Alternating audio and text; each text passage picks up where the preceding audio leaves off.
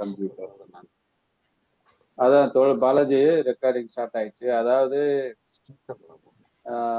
சீன புரட்சிங்கிறது உங்களுடைய சமூக வாழ்க்கையில, மாணவ பருவ வாழ்க்கையில ஏற்படுத்தின தாக்கம், ஒரு செயல்பாட்டாளர் என்ற முறையில நீங்க தமிழுக்குள்ள சீன புரட்சி தொடர்பான உங்களுடைய அனுபவங்களை, உங்களுடைய வாசிப்பு அனுபவங்கள், உங்களுடைய அவதானிப்புகளை வந்து நீங்க புத்தகங்களா கொண்டு வந்து விவாதங்களுக்கு உள்ளாக்கணும்னு நீங்க ஆசைப்பட்டதுல ஒரு தொடர்ச்சி இருக்கு. நிறைய புத்தகங்களா அது ஆயிருக்கு. அந்த வகையில நீங்க உங்க அனுபவங்களை பகிர்ந்துக்கிட்டீங்கன்னா இன்றைய நிலவரங்கள், இன்றைய போக்குகளை பற்றி நாம அடுத்து தோழர்கள் பேசலாம்னு கேட்டுக்கிறேன். பாலாஜி பேசுது. 2-3 பகுதிகள விஷயங்களை பிரிச்சு சொல்லலாம்னு பாக்குறேன். ஒண்ணு வந்து என்னுடைய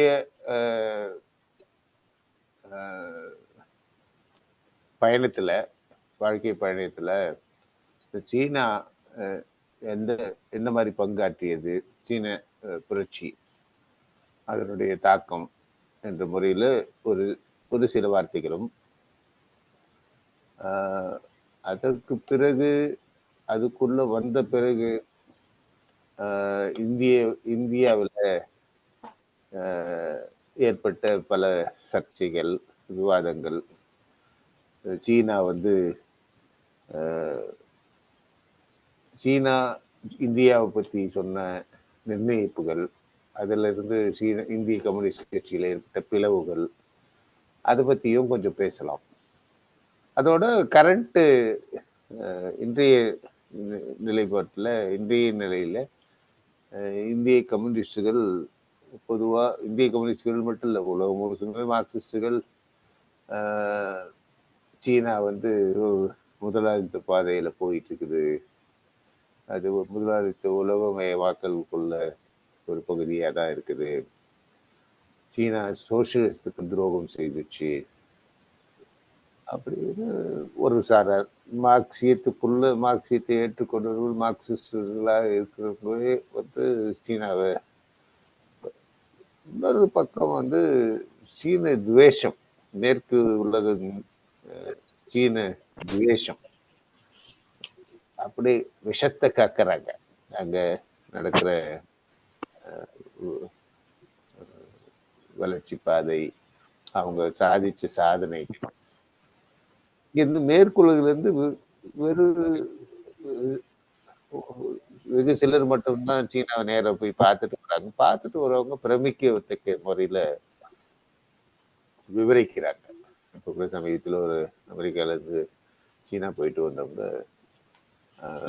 கொஞ்ச நாள் அங்க தங்கி இருக்கிறாரு. இப்போ தன் குழந்தைய ஒரு பள்ளிக்கூடத்துக்கு அனுப்புறாரு. அங்க பள்ளிக்கூடத்துல இப்படி அந்த குழந்தைகள் நடத்துறாங்க பத்தி பிரமிப்பாக அவர் பதிவு போட்டிருக்கிறார். இது இன்னொரு பக்கம். அப்ப இடையில சீன 49க்கும் இந்த 75 ஆண்டுகள்ல நடந்த பல போக்குகள், சீன சமூகத்திலே, சீன அரசியல், சீன கம்யூனிஸ்ட் கட்சிக்குள்ள இந்த வலதுக்கோ இடதுக்கோ நடந்த போராட்டங்கள், அப்போ அதை கொஞ்சம் பேசலாம். இந்த 3 விதமா பேசலாம்னு நினைக்கிறேன். நான் கொஞ்சம் தான் தொடர்றேன். ஏன்னா முழுமையா ஒரு உரையாடல்ல இத சொல்ல முடியாது. இத பல பகுதிகளா தான் பேச முடியும். வாசிக்கிறது மூலியமா தான். இப்ப கூட சமீபத்துல ஒரு கட்டுரை வாசிச்சுட்டு இருந்த ஒரு பிரமிப்பு ஊட்டக்கூடிய கட்டுரை சீனாவுக்கு. அப்போ ஒரு ஒரு ஒரு சீனா மேல அக்கறையோட சீன வளர்ச்சி பாதையை பத்தி பேசின தோழர்கள ஒருத்தர் வந்து சமீர் அமீன். அவரு சீனா 2013 ஒரு கட்டுரைய கடைசியில, அவர் 2018 இறந்து போனாங்க. அவரு ஒரு பிரெஞ்சு தந்தைக்கும் ஈஜிப்சியன் தாய்க்கும் பிறந்த ஒருவர். பிரெஞ்சில் அவர் கொடுத்த இன்டர்வியூ ஆங்கிலத்தில் மொழிபெயர்த்து மந்த்லி ரிவ்யூல வந்திருக்குது. ரொம்ப ரொம்ப அற்புதமாக அனலைஸ் பண்றாரு. இந்த எல்லா குற்றச்சாட்டுகள், சீனா மேல தொடுக்கப்படுற எல்லா விதமான குற்றச்சாட்டுகள், மேற்குலகத்தினுடைய குற்றச்சாட்டுகள், மார்க்சிஸ்டுக்குள்ளவே இருக்கிற குற்றச்சாட்டுகள், இதை எல்லாத்தையுமே வந்து அவரு டீல் பண்ணி சொல்றாரு. இது அப்படி பார்க்க முடியாது, இது இப்படி பார்க்கணும்னு சொல்லி ரொம்ப அற்புதமான கட்டுரை. அது என்னுடைய பிளாக் knock.asia.com அதுக்குள்ள அந்த கட்டுரையை போட்டிருக்கிறேன். அது வாசிக்கலாம். ஒரு இந்த இது எனக்கு எனக்கு பர்சனலா அந்த விஷயத்த ஒரு ஒரு சில வார்த்தைகளை சொல்லி நான் வந்து ஒரு மாதிரி இந்த நண்பர்கள் வட்டத்துல பேசும்போது கம்யூனிசம் பற்றிய உரையாடல்கள் நிறைய பேசணும். ஏன் பேசணும்லாம் தெரியாது, இது யார் பேசுனாங்க, பொதுவா அது வந்தது. அதனுடைய தொடர்ச்சியா நான் ஒரு தேடல், என்னுடைய தேடல் வந்து ஏற்கனவே ஒரு தேடல்ல நான் பயணிச்சிருந்தேன். அந்த பயணம் என்ன பார்த்தீங்கன்னா, ஏன் இந்த வறுமை இருக்குது, ஏன் இந்த ஏற்றத்தாழ்வு இருக்குது, ஏன் வந்து வீடற்றவங்க ரோடு இருக்கிறாங்க, ஏன் ஸ்லம்ஸ் இருக்குது, இது மாதிரியான பல கேள்விகள். அந்த கேள்விகளுக்கு தேடி தேடி தேடி ஆன்மீகத்துக்குள்ள போனேன். அதுக்கு விடை கிடைக்குது, அங்கேயும் திருப்தி அடையல, அதுல இருந்து வெளியே வந்தேன். இப்படி இந்த தேடல்ல ஒரு நாள் வந்து நூலகத்துக்கு போன போது நூலகத்துல கம்யூனிஸ்ட் சைனா டுடே என்ற புத்தகத்தை எடுத்தேன். அதுல இருந்து அதை நான் வாசிச்சேன். அது வந்து ஒரு சந்திரசேகர்னு ஒரு டெமோகிராபிக்கர், பாப்புலேஷன் ஸ்டடீஸ், டெமோகிராபிக் ஸ்டடீஸ்னா பாப்புலேஷன் ஸ்டடீஸ். அவர் வந்து புரட்சிக்கு முன்னாடியே ஷாக் ஆகி போயிருக்கிறார்.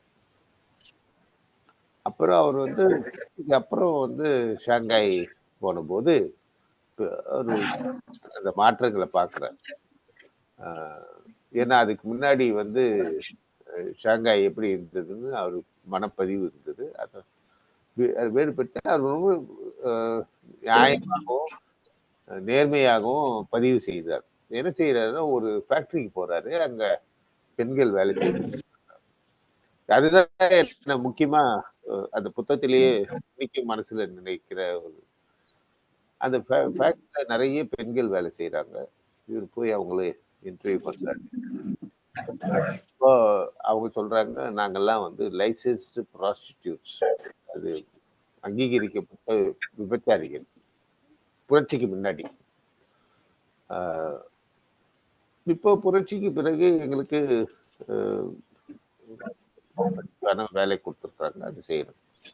இது ரொம்ப வெகுளித்தனமா இன்னொரு கேள்வி கேட்கிறாரு, நீங்க திருப்பி அந்த வேலைக்கு போக விரும்புறீங்களா? இந்த விபச்சாரத்துக்கு வேலை, செக்ஸ் ஒர்க்கர் அதுக்கு போற விரும்புறீங்களா? நியாயம் போகணும், எங்களுக்கு தான் இப்போ இது வந்து எனக்கு ஒரு பெரிய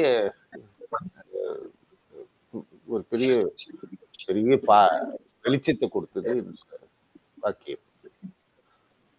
அவர் அந்த புத்தகத்துல அவர் ஒன்னையும் கம்யூனிஸ்ட் சைனாவை ஏத்துக்கிட்டு பண்ணல, ஆனா அவர் நேர்மையா பதிவு பண்ணார்.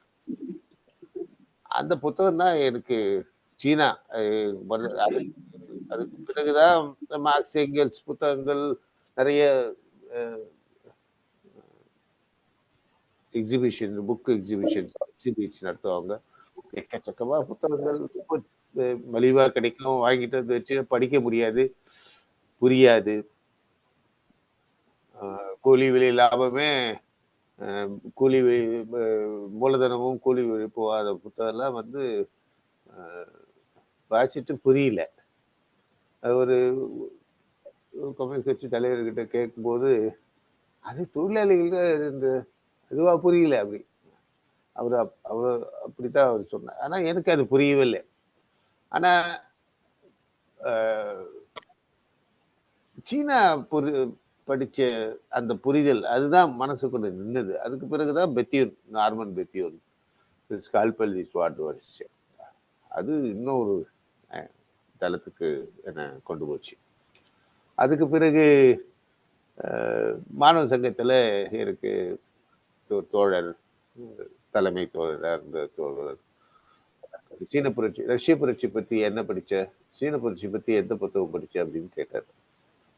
நான் எதுவும் படிக்கலன்னு சொன்னேன். அப்பதான் ஹிஸ்டரி ஆஃப், நான் சைனீஸ் கம்யூனிஸ்ட் சைனா டுடே புத்தகம் படிச்சிருந்தாலும் சீன புரட்சியை பத்தி புத்தகம் படிக்கல, ரஷ்ய புரட்சி பத்தி புத்தகம் படிக்கல. அப்போ ஒரு 10 days உலகை உலகிய 10 நாட்கள் வந்து ஜான் ரீடுடைய புத்தகத்தை படின்னு சொல்லி கொடுத்தாரு. இன்னொரு புத்தகம் வந்து history of modern Chinese revolution, அதுதான் தமிழ்ல நம்ம நவசீன புரட்சியின் வரலாறுன்னு நம்ம பப்ளிகேஷன் நிறுவனம் போட்டிருக்கு. அந்த 2 புத்தகங்களும் ஒரு தெளிவை கொடுத்தது 2 விதத்தில். அதுக்கு முன்னாடி தாய் இந்த மாதிரி சில விஷயங்கள் படிச்சிருந்தாலும், நாவல்கள் எழுத படிச்சிருந்தாலும், புரட்சியை பற்றி அடிப்படையா ஒரு சில புரிதல்கள் ஏற்பட்டது. இதுக்கு இடையில தான் ஏதோ ஒரு ஆங்கில கண்காட்சி, புத்தக கண்காட்சியில ஹான் சூயின புத்தகத்தை கிடைச்சு. ஹான் சூயின் வந்து ஒரு சீன, அவன் இந்தியா சேர்ந்த மனம் முடிச்சு அவங்க வந்து மாவோ சந்திச்சு பேசியிருக்கிறாங்க. அவங்க எழுதின முதல் புத்தகம் மார்னிங் டெலியூஜ். அதை விடியல் பதிப்பகம் அதிகாலை பெருவெள்ளம் அப்படின்னு சொல்லி தமிழ்ல போட்டிருக்கிறார். எனக்கு வந்து ஹான் சூயினை வந்து நான் 70களில் வாசிச்ச போது எனக்கு என்ன சொல்றது, அவங்க ஸ்பெண்டட் திங்ஸ்ன்னு 3 ஸ்பெண்டட் திங்ஸ், அப்புறம் ஒரு 6-7 நாவல்கள் அவங்க எழுதியிருக்கிறாங்க. எல்லாம் சீனா பத்தி தான், சீனா மையமா வச்சு ஃபிக்ஷன்ல டைப்ல எழுதினார். ரொம்ப அற்புதமா ஈர்க்கப்பட்டேன். ஸோ என்னுடைய என்ட்ரி, மார்க்சியத்துக்குள்ள என்ட்ரியே வந்து சீனா ஒரு பெரும் பகுதியை எனக்கு ஆட்கொண்டது. அதில் ஹான் சூயின், அப்புறம் பெத்தியூர், அப்புறம் எட்கர் ஸ்னோனுடைய ரெட் ஸ்டார் ஓவர் சைனா, அப்புறம் அண்ணா லூயிஸ் ஸ்ட்ராங்குடைய, அவங்க தான் சூட்டையை புத்தகம், கிரேட் ரோடுன்னு ஒரு புத்தகம் எழுதினாங்க. ஸ்டாலின் நீரான்னு ஒரு புத்தகமும் எழுதினாங்க. அதுவும் பெரிய வெளிச்சத்தை கொடுத்த புத்தகம். எனக்கு இதோட இந்த விஷயத்த, அதனுடைய மாணவ சங்க காலத்துல எனக்கு கொடுத்த புரிதல், எனக்கு ஏற்பட்ட புரிதல், எனக்கு அது ஒரு அந்த தாக்கம் வந்து அப்போ இந்திய கம்யூனிஸ்ட் மார்க்சிஸ்ட் கட்சியில நான் இணையும் போது, மார்க்சிஸ்ட் கட்சியினுடைய நிலைப்பாடு என்னன்னா, இந்த சோவியத் சீன பிளவு வந்துச்சு. சோவியத் யூனியனுக்கும் சீனாவுக்கும் ஒரு பெரிய 2 சென்ட்ரல் கமிட்டிகளும் கடிதங்கள் எழுதினாங்க. அது சீனா அதை பதிப்பிச்சுது. அது தமிழ்ல கூட வந்திருக்கு. அது கிரேட் டிபேட்னு சொல்லுவாங்க, ஹிஸ்டாரிக்கல் மெட்டீரியலிசம் அப்படின்னு சொல்லி 2 மத்திய குழுவும் பரிமாறின கடிதம். அந்த பிளவுக்கு பிறகு சீனா சோவியத் முற்றிலுமா பிளவாயிடுச்சு. சோவியத் யூனியன் அவங்களுடைய விஞ்ஞானிகள், இன்ஜினியர்ஸ் எல்லாம் விட்ரா பண்ணி சீனாவில இருந்து விட்ரா பண்ணிட்டாங்க. அப்படியே எல்லா தொழிற்சாலைகள் நிறுவி கொண்டு இருந்த தொழிற்சாலைகள், செயல்பட்டு கொண்டு எல்லாத்தையும் விட்டுட்டு போயிட்டாங்க. அப்புறம் சீனா தன் முயற்சியாலேயே அவைகளை நடத்தி வெற்றி கொண்டன. இந்த சீன சோவியத் பிளவு வந்து இந்திய கம்யூனிஸ்ட் கட்சிக்குள்ள ஒரு பெரிய தாக்கத்தை ஏற்படுத்துச்சு. அப்போ வந்து சோவியத் பாதையா சீன பாதையா அப்படின்ற டிபேட் கம்யூனிஸ்ட் இயக்கத்துக்குள்ள உள்ள கட்சிக்குள்ள இந்த பெரிய விவாதம் நடந்திருக்கு. அதனால கடைசியா ஸ்டேட்மெண்ட் ஆஃப் பாலிசி அப்படின்னு ஒரு டாக்குமெண்ட், அதை இப்ப கைவிட்டுட்டாங்க. சொன்னார் கட்சி தலைவரே சொன்னா, நாங்க இப்ப கைவிட்டார். என்னத்துக்கு இது? ஏன்னா அதுலதான் அவங்க வந்து சீன பாதையும் இல்லை, ரஷ்ய பாதையும் இல்லை. ரஷ்ய பாதை வந்து நகரங்களை கைப்பற்றி பின்பு கிராமங்களை விடுவிச்சுது.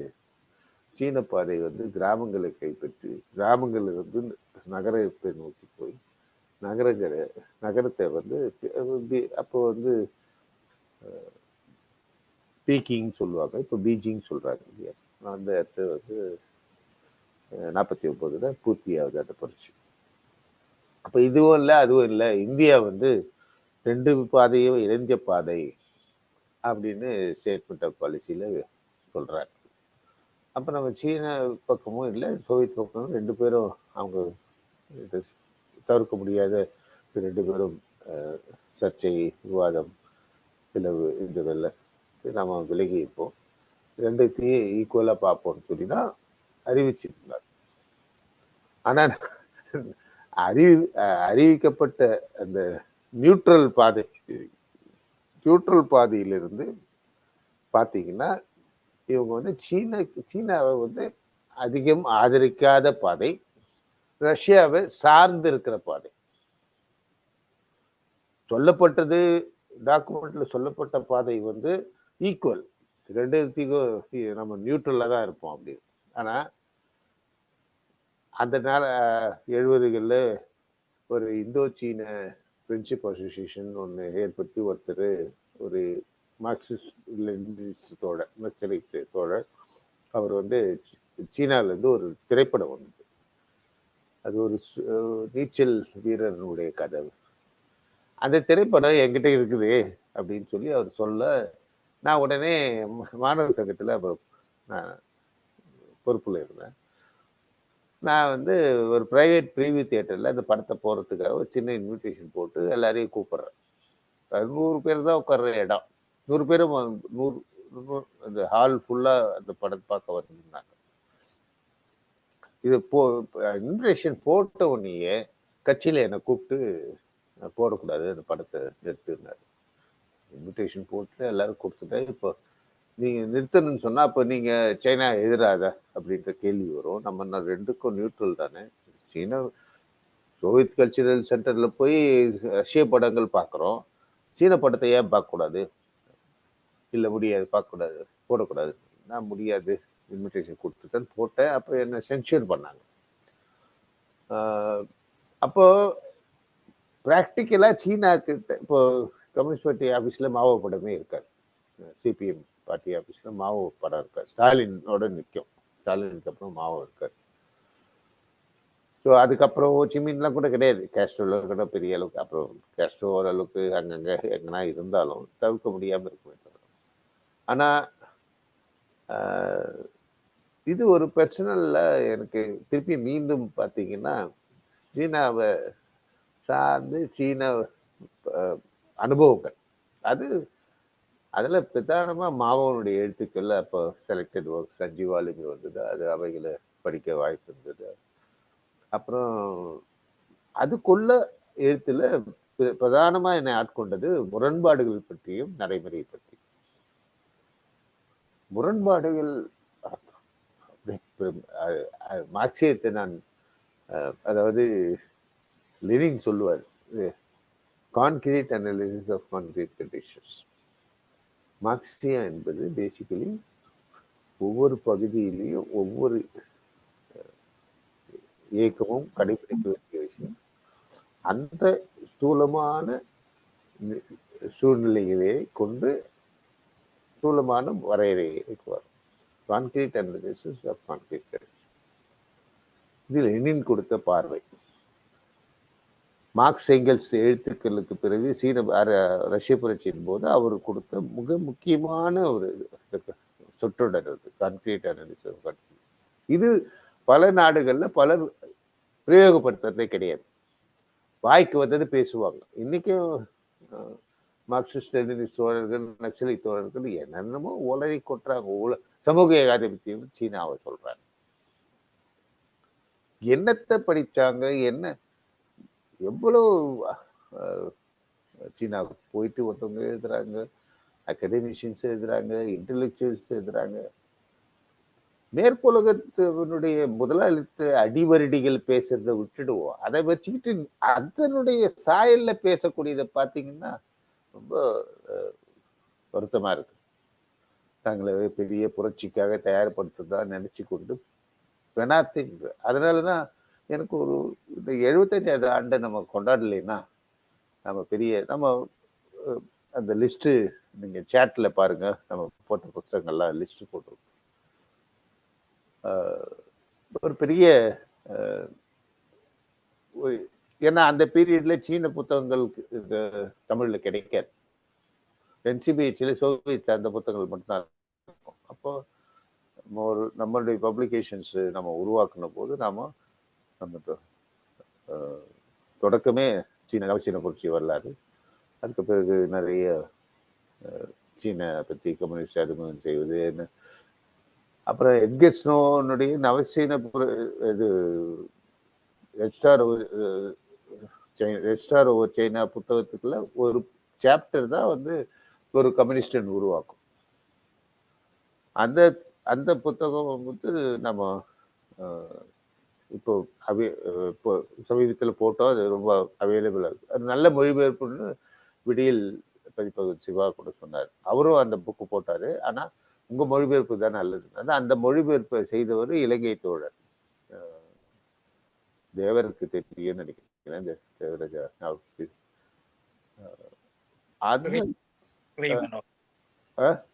சிறை மனோகரன் ரொம்ப அற்புதமான மொழிபெயர்ப்பு.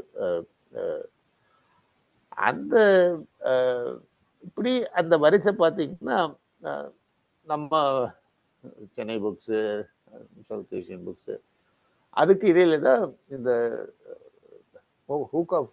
அந்த மாணவர் எழுச்சியின் போது நடந்த விஷயங்களை சீனாவில் நடந்தது. சீனாவில் ஜனநாயகம் என்ற தலைப்பில் இலங்கையிலிருந்து புதிய கம்யூனிஸ்ட் இன்றைய இடதுசாரி புதிய ஜனநாயக கட்சியினுடைய முன்னாள் தோழர்கள்லாம் தான் மொழிபெயர்த்து கொடுத்தாங்க. அதையும் போட்டிருக்கோம், சீனாவில் ஜனநாயகம். அதில் இந்த வந்து அந்த மாணவர் தலைவர்களை கூப்பிட்டு பேசுறது அதெல்லாம் டீட்டெயிலாக இருக்கும். நீ அது அந்த புத்தகம் திரும்பி மீண்டும் வர வேண்டிய அவசியம் இருக்குது. ரொம்ப காலமாக சொல்லிக்கிட்டே இருக்குது. அது இருக்கிற வேலைகளில் தவிர்க்கப்பட்டது. ஸோ அதுக்கு முன்னாடி முக்கியமான ஒரு என்னுடைய ஈர்ப்பே வந்து சீனான்னு சொல்லும் போதே வில்லியம் ஹிண்டனுடைய 100 Days ஃபார் சிங்குவா யூனிவர்சிட்டி, 100 நாள் யுத்தம் பல்கலைக்கழகம். அப்போ வைஸ் சான்சலர் கூப்பிட்டு வச்சு நீ வந்து முதலாளித்த பாதை போறவ இருக்கிறீ அப்படின்னு பகிரங்கமா விமர்சனம் பண்ணுவாங்க. அப்ப அது எப்படி உருவாச்சுன்னா, மாவோ வந்து இந்த வலதுசாரி போக்கு கட்சிக்குள்ளே தலை தூக்கும் போது அவரு பம்பார்டி ஹெட் குவார்டர்ஸ் சொல்லி தலைமை இடத்தை தாக்குங்கள் சொல்லி ஒரு அறைகோள் விடுத்தார். அதை ஒட்டிதான் இந்த யூனிவர்சிட்டியில் இருக்கிற ஸ்டூடெண்ட்ஸ் இந்த போக்குக்கு எதிராக, அந்த கேம்பஸ்குள்ள இருக்கிற வலதுசாரி போக்குகளுக்கு எதிராக பகிரங்கமான ஒரு போராட்டத்தை நடத்துறாங்க. ஸ்தம்பிச்சு போச்சு பல்கலைக்கழகமே. இன்டர்ன் வந்து அதை ஒரு 300-400 பக்கத்துல பதிவு பண்றாரு வில்லியம் இன்டர்ன் வந்து அமெரிக்க கம்யூனிஸ்ட் பார்ட்டியை சேர்ந்தவர். வேற இன்னும் நிறைய முக்கியமான பதிவுகள்லாம் செய்திருக்கிறாரு. அந்த புத்தகம் கிடைச்சது. அது எனக்கு ரொம்ப பிரமிப்பு. கடைசியில தொழிலாளர் பீக்கிங்ல இருக்கிற கம்யூனிஸ்ட் பார்ட்டி தான் போய் அந்த மாணவர்களுக்கு அமைதிப்படுத்தி அந்த வரலாறு கூட போடல. ஏன்னா நிறைய சீனாக்குள்ள நிறைய வரலாறு நம்ம தமிழ்ல வாசிக்க கிடைக்காம இருக்கு சூழ்நிலை இருக்குது. அதனால வாய்ப்பு கிடைக்கும் போது ஆங்கிலத்துல நிறைய கிடைக்குது, கொட்டி கிடைக்குது, வாசிக்க. அது டீட்டெயிலுக்குள்ள நான் போகல.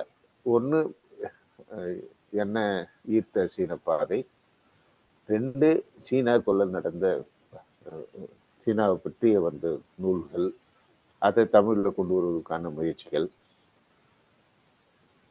கடைசியா 3வது பகுதி இன்னைக்கு சீனா என்று என்ன நிலையில், அதுதான் சமீர மீனுடைய 2013 கட்டுரை. அது முழுமையா ஆக்குது. அவங்க கடந்து வந்த பாதையை நல்லா சொல்றாரு. அதுக்கு ஒரு சீன சோசியலிச எப்படி அவங்க பார்க்குறாங்க, மாவோ எப்படி பார்த்தாரு, இப்போ எப்படி பார்க்குறாங்க. அற்புதமான ஒரு கட்டுரை, நீண்ட கட்டுரை. இப்போ புதுசா ஏற்பட்ட சமீபத்துல கடந்த 10 வருடங்கள்ல வந்த முன்னேற்றங்கள் என்னன்னா, டெவலப்மெண்ட்ஸ் என்னன்னா, சீனாவும் ரஷ்யாவும் இணைஞ்சிருக்கிறாங்க. புட்டினும் ஜிபிங்கும் இணைஞ்சு ரொம்ப பரஸ்பரம் நட்புறவோட உலகத்தை பார்க்குறாங்க. அதனுடைய தொடர்ச்சியான விவாதங்கள்ல ஒரு 10 காஸ்ட்ரோ உயிரோடு இருந்தபோதே 2வது மீட்டிங்கு BRICS, Brazil, Russia, India, China, South Africa, இந்த 5 நாடுகளும் சேர்ந்து பிரிக்ஸ்ன்னு ஒரு அமைப்பை ஏற்படுத்தினாங்க. அதனுடைய 2வது மீட்டிங் நினைக்கிறேன் பிரேசில் எது நடக்கும்போது காஸ்ட்ரோ அந்த மீட்டிங்கை புகழ்ந்து வரவேற்று பேசியிருப்பார். ஒரு பெரிய மாற்றங்களை கொண்டு வரப்போகுது இந்த அணி அப்படின்னு. இப்போ பிரிக்ஸ் அதுக்கப்புறம் 5 பேர் இருந்தது, இப்போ 30 பேர் ஆச்சு. இப்போ 100 பேருக்கு மேல அப்ளிகேஷன் போட்டிருக்கிறாங்க. அது வரக்கூடிய பிரிக்ஸ் மாநாட்டில் அவங்கள அனுமதிக்கிறதை பற்றி விவாதித்து முடிவெடுப்பாங்க. இப்போ சமீபத்தில் கூட பிரிக்ஸினுடைய அந்த பேங்கிங் செக்டரை கவனிச்சுக்கிற அந்த தோழர் பிரேசில் நாட்டை சேர்ந்தவர், அவங்களுக்கு ஜிபிங் மரியாதை செலுத்துகிற ஒரு நிகழ்வு காட்சியை ட்விட்டர்ல பார்த்தேன். அது கம்ப்ளீட்டா டாலர் மையமா வச்ச பரிவர்த்தனையை முறியடிச்சு ஒரு மாற்று பாதைக்கு சவுதி அரேபியா கூட யுஆன்டிஎஸ் எண்ணெயை கொடுக்குறாங்க, சைனா கிட்ட இருந்து பொருள் வாங்குறாங்க. அவங்கவுங்க நாட்டு பணத்திலேயே இப்போ நாணய பரிவர்த்தனையிலே டாலரை மையமா வச்சு பேசாம நடக்குது. சவுதி பண்றாங்க, ஈரான் பண்றாங்க, நிறைய நாடுகள் ஆரம்பிச்சுட்டாங்க. இப்போ டாலர் டீடாலரைசேஷன்ற வார்த்தையும் பயன்படுத்த ஆரம்பிச்சுட்டாங்க. ஆனா அவங்க உடனடியா இந்த பரிவர்த்தனையை முறியடிக்கிறதுக்கான முயற்சிகள் எதையும் நாங்க எடுக்கல அப்படின்னு சொல்றாங்க. ஏன்னா அது இருக்கட்டும், அது பாட்டு. ஆனா நம்ம நாடுகளுக்கு இடையே நம்மளுடைய நாணயத்துல அதை நம்ம பரிவர்த்தனையை பேசிக்கலாம் அப்படின்னு சொல்லி என்கரேஜ் பண்றாங்க. அந்த அடிப்படையில சீனா ஆப்பிரிக்காவுக்கு பெரும் உதவிகள், பில்லியன்ஸ் கணக்கான பணத்தை உதவி செய்யறாங்க. ஆப்பிரிக்காவில், லத்தீன் அமெரிக்காவில் நிறைய. அப்போ இதை எனக்கு தெரிஞ்சு ஒரு 10 வருஷத்துக்கு முன்னாடி ஒரு தோழர் இவங்க என்ன போய் ஆப்பிரிக்காவை கொள்ளடிச்சிட்டு இருக்கிறாங்க அப்படின்லாம் சொன்னார். எனக்கு அப்பெல்லாம் எதுவும் புரியாத விஷயங்கள பேசி விவாதம் என்ன பண்ணுறோம். சரி, ஏதாவது தோழர்கள் சொல்றாரா. ஆனா இன்னைக்கு பட்டவர்த்தனமா சரி விஷயம் என்னன்னா, ஆப்பிரிக்காவில் அவங்க இந்த வறுமையில் இருக்கிற அந்த பல பிரிட்ஜஸ், ரோடு, ரயில்வேஸ், நிறைய டெக்னாலஜி இவங்க எடுத்து போய் கொடுத்து ஹெல்ப் பண்ணி பில்டப் பண்ணிட்டு இருக்காங்க. அப்போ சைனா இன்னைக்கு ஒரு பெரிய அளவுக்கு உலகம் முழுசும் ஒரு பெரிய ஆளுமையை செலுத்தக்கூடிய நிலையில இன்னைக்கு இந்த 75வது ஆண்டு விழாவில் நம்ம பெருமைப்படக்கூடிய விஷயம், சீன பாதை உலகத்துக்கு அவங்க காசு பண்றதுக்காக போய் ஏதோ நீங்க கேபிட்டல் அமெரிக்காலேருந்து ஒரு கேபிட்டல் இன்னொரு நாட்டுக்கு போகுதுன்னா அங்கேருந்து கொள்ளையடிச்சிட்டு போவான், அந்த நாட்டிலேருந்து கொள்ளையடிச்சிட்டு போவோம். அந்த பாதையிலேருந்து இந்த நாடுகளுக்கு உதவி செய்யறதுக்கான விஷயமா போறாங்க. லாபம் அதுல இருக்கும். ஏன்னா போறவங்க அங்க சீனாவிலேயே இருக்கக்கூடிய என்டர்பிரனர்ஸ், பணம் இருக்கிறவங்கன்னா எடுத்து போய் அங்க மூலத்தொண்டை போடுவாங்க. ஸ்டேட்டும் பண்ணுது, அரசும் போய் செய்வாங்க. அது ஒரு மல்டி சிஸ்டம் அங்க இருக்குது. அதை புரிஞ்சுக்கிறதுக்கே ரொம்ப சிரமமா இருக்கும். நீங்க ஒரு மார்க்ஸ் படிச்சுட்டு அப்படியே மூலதனத்தை வச்சுக்கிட்டு பார்த்துட்டு பேசிட்டு இது இல்லை இப்படி எல்லாம் இல்லை சொல்லலைன்னா மார்க்ஸே சோசியலிசம் பத்தி எப்படின்னு சொல்ல முடியல. யாரும் சொன்னதாகவும் தெரியல. மார்க்ஸ் எங்கெல்ஸும் சமூகத்தை விசாரணைக்கு உட்படுத்தினாங்க, விவரிச்சாங்க, மாற்றங்கள் எப்படி வரணும்னு சொன்னாங்க. ஆனா சோசியலிசம் எப்படி இருக்கும்னுலாம் சொல்லலை. லெனினுக்கும் அந்த சிரமம் இருந்தது 1917. அப்போ அவருக்கு தான் நியூ எக்கனாமிக் பாலிசி, புதிய பொருளாதார கொள்கைன்னு அறிவிக்குது. அதை வச்சுக்கிட்டு தான் 17லேருந்து 24 வரைக்கும் 7 வருஷம் பெரிய. அதுக்கு பிறகுதான் 24 அவர் இறப்புக்கு பிறகு ஸ்டாலின் வந்த உடனே புகாரின் மற்றவங்கள் தான் அந்த புதிய பொருளாதார கொள்கையை அப்படியே இது பண்ணணும்னு வலியுறுத்தி நின்னவங்க அவங்கெல்லாம். ஸ்டாலின் அதுக்கு தயாரா இல்லை. அவரு வேற பாதைக்கு போறாரு. அதனுடைய ஏற்பட்டதுதான் 36-30களில் ஏற்பட்ட பெரிய உள்ள சோவியத் யூனியனுக்குள்ள நடந்த மிகப்பெரிய தலையெடுப்பு. கட்சிக்குள்ள இருந்த தலைவர்களை எல்லாம், அவருக்கு எதிராக இருந்தவங்களெல்லாம் அவரு சொல்றதுக்கு வாய்க்கு சுட்டுக் கொல்லப்பட்டாங்க. ஒரு அனாலிஸ்டாங்க என்ன சொல்றாங்க, ஸ்டாலின் அந்த புத்தகத்துல ஒரு மாநாட்டுல கலந்து கொண்டு 90% பேரும் காணாம போயிட்டாங்க. மிஸ்ஸிங்னா கொலை செய்யப்பட்டாங்க விசாரணை இல்லாம, சந்தேகத்தின் பேர். இது இந்த இது இது இந்த இந்த நிலைமையெல்லாம் மாறி அப்போ இப்போ சமீபத்தில் ஒரு சில அற்புதமான கட்டுரைகள்லாம் கிடைச்சிது. அதெல்லாம் தமிழுக்கு வர வேண்டிய அவசியம் இருக்குது.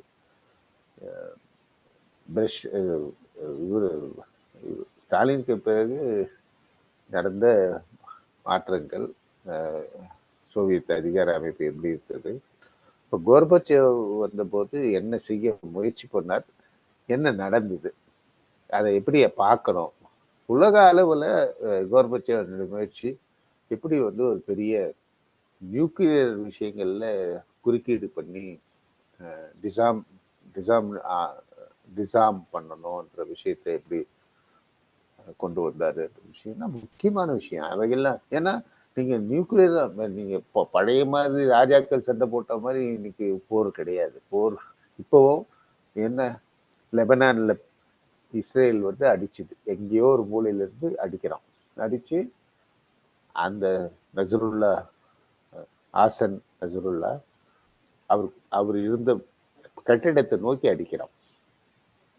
நேராலாம் சண்டை போடணும்னு அவசியம் இல்லை, கட்டடத்தை நோக்கி அடிக்கிறான். அந்த கட்டடம் இடிஞ்சு விழுந்து அதுல 1000 பேர் சாவுறாங்க. அதுல ஆசன் நசருல்லாவும் சேர்ந்து சாவுறாரு. ரொம்ப அற்புதமான ஒரு தோழர், பாலஸ்தீன மக்களுக்காக போராடிய தோழர், அவரை அடிக்கிறோம்.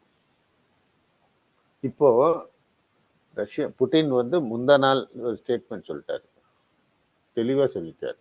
என்ன சொல்லியிருக்கிறாரு,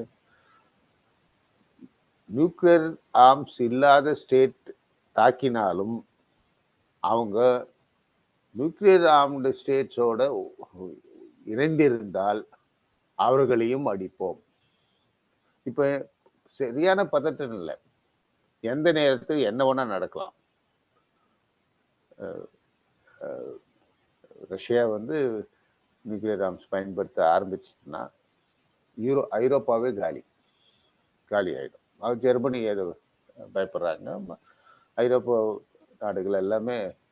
அமெரிக்கா அவங்கள தூண்டி விட்டுட்டா அவன் அங்கேருந்து வெடிக்க போகிறான், அமெரிக்காவும் பாதிக்கும். ஏன்னா இன்னைக்கு ஏவுகணைகள் எவ்வளோ கிலோமீட்டர்ஸ் போக வாய்ப்பு இருக்கு.